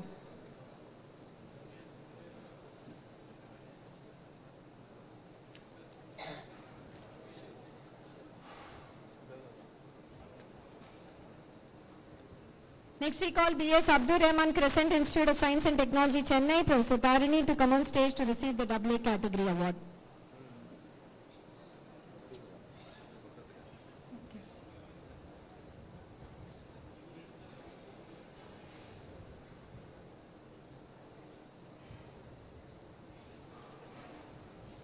Next we call upon VNR Vigyana Jyoti Institute of Engineering and Technology, Hyderabad. Professor Ravi Kumar to come and collect the award for AA category. Next is RMK Engineering College, Tiruvallur. Professor Kanniyappan, SPOC, to please collect the award for the AA category.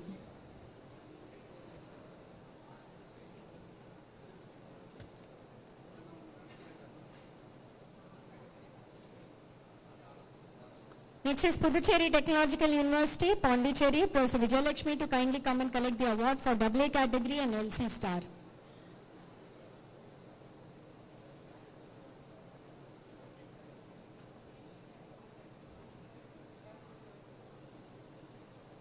Next we have St. Joseph's Institute of Technology, Kanchipuram. Professor Daphne Rose to kindly come and collect the award for AA category.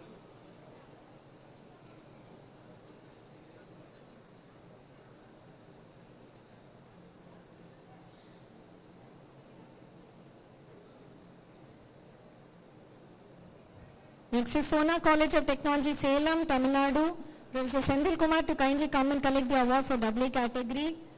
We also get the award for best faculty performance inside the top 200 colleges. We have to change that inside top 100 to top 200 everywhere.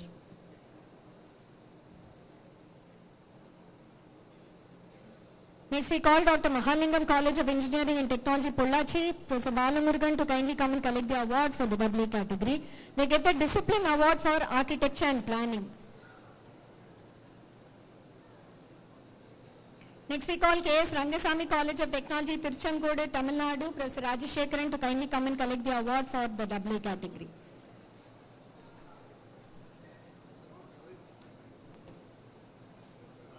Next we call upon Velalar College of Engineering and Technology, Erode, Tamil Nadu, Professor S. Sadesh to come and collect the award for the AA category.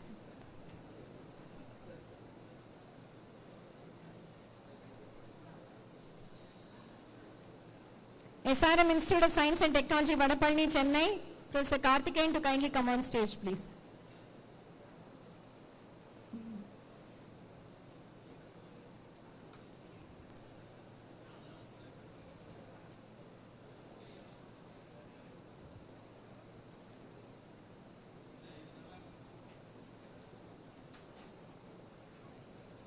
Next is RMD Engineering College, Tiruvallur, Professor Sumitra to kindly come on stage. They also get the LC Star Award.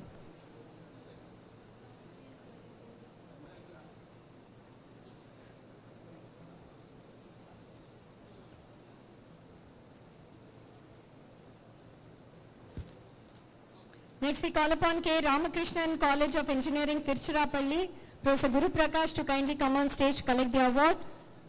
The category of the award is Rating A. G. Pulleya College of Engineering and Technology, Kurnool, Professor Giridhar Kumar. The category of the local chapter is A.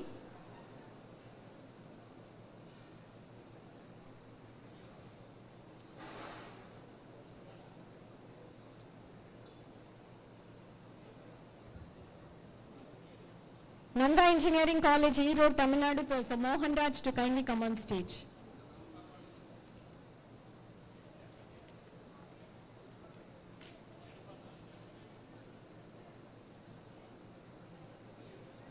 Tyagaraja College of Engineering, Madurai, Professor Vel Murugan to kindly come on stage.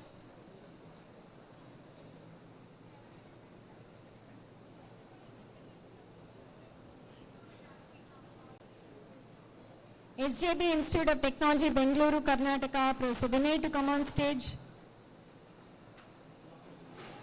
Huh? Okay.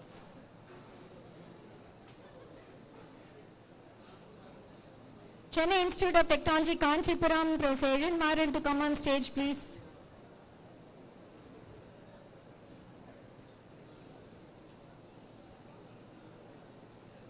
CMR Technical Campus, Hyderabad, Professor Najima Afreen to kindly come on stage.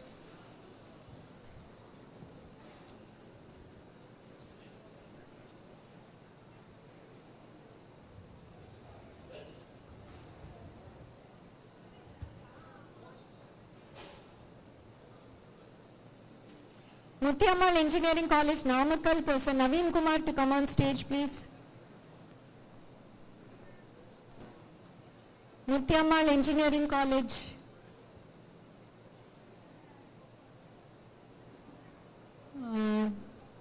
They are not here. Lakshmi, take that back, no? Muthiammal College is not here. Savita Engineering College, Chennai, Professor Selvi. They also get the award for the LC Star.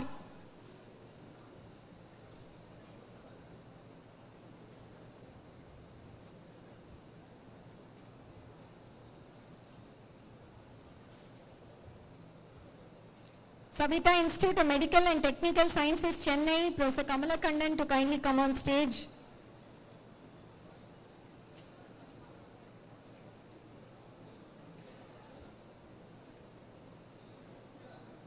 Wales Institute of Science, Technology and Advanced Studies, Chennai, Professor Chandrasekharan to come on stage, please.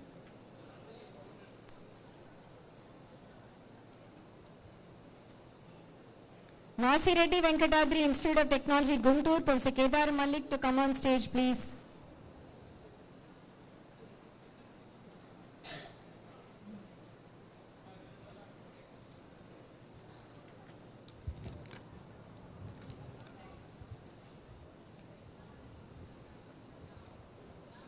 KPR Institute of Engineering and Technology, Coimbatore, Professor Jawahar to come on stage, please.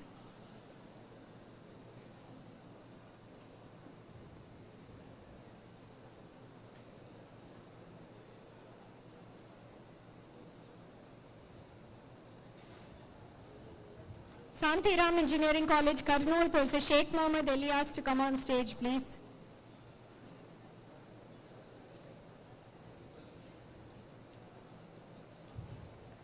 Lendi Institute of Engineering and Technology, Vizianagaram, Professor Sanjay Reddy, to kindly come on stage. Alliance University, Bengaluru, Karnataka, Professor Sumit Kumar Banshal, to come on stage, please.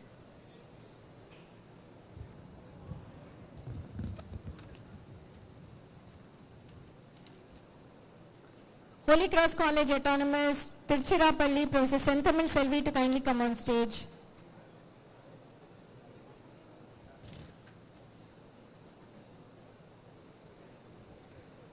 Francis Xavier Engineering College, Tirunelveli, Professor Andal, to come on stage, please.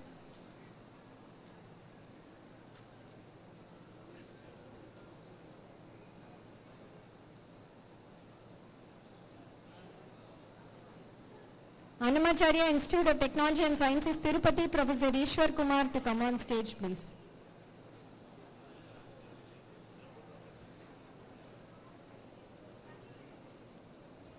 RMK College of Engineering and Technology, Tiruvallur, Professor Jayabharati, to come on stage, please.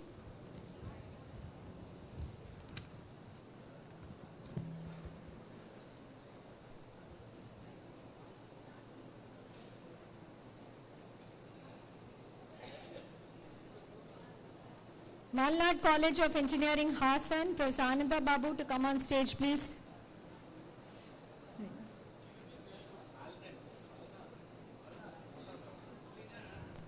Malnad only. Faculty of Physiotherapy, Dr. MGR Educational Research, Chennai, Professor Deepa, to come on stage, please. St. Joseph's University, Bangalore, Karnataka, Professor Melvin Kolako, to come on stage, please.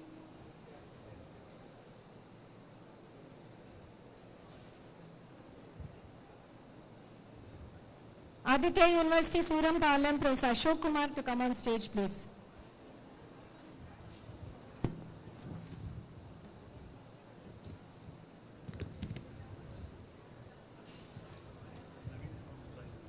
Yeah, 1 minute. St. Joseph's College of Commerce, Bangalore, Professor Raja Jabasingh.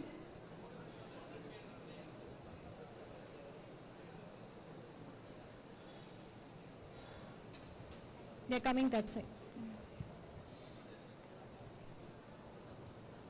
Aditya Institute of Technology and Management, Srikakulam, Professor Yugandhar Dasari.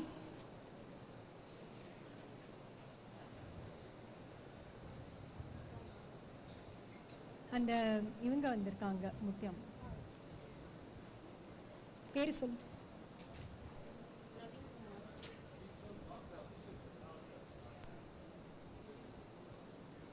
Mutyamal College of Engineering, Professor Naveen Kumar, please come on stage, please.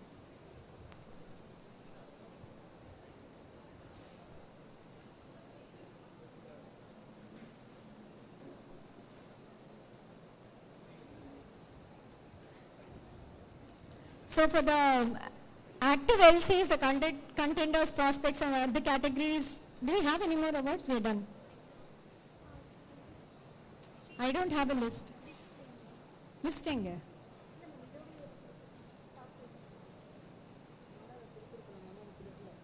Oh. Give it, but those who are supposed to get your discipline awards, if you have missed it, kindly pick it up from the team. Those with LCs, active prospects, contenders, we're not going to call each of you because I think it's also getting late and people have started lunch. So if you want to have a group photo, we are happy to oblige for group photos. You can come here, have photos with us, and then possibly go on for lunch. So thank you all for coming and attending the event. Hope you have a safe travel back. And do keep us posted with any feedback that you have, questions you have, or whatever else. TA questions will be answered by the accounts team. You can ask them for any clarifications you have on that. So thank you and enjoy your lunch.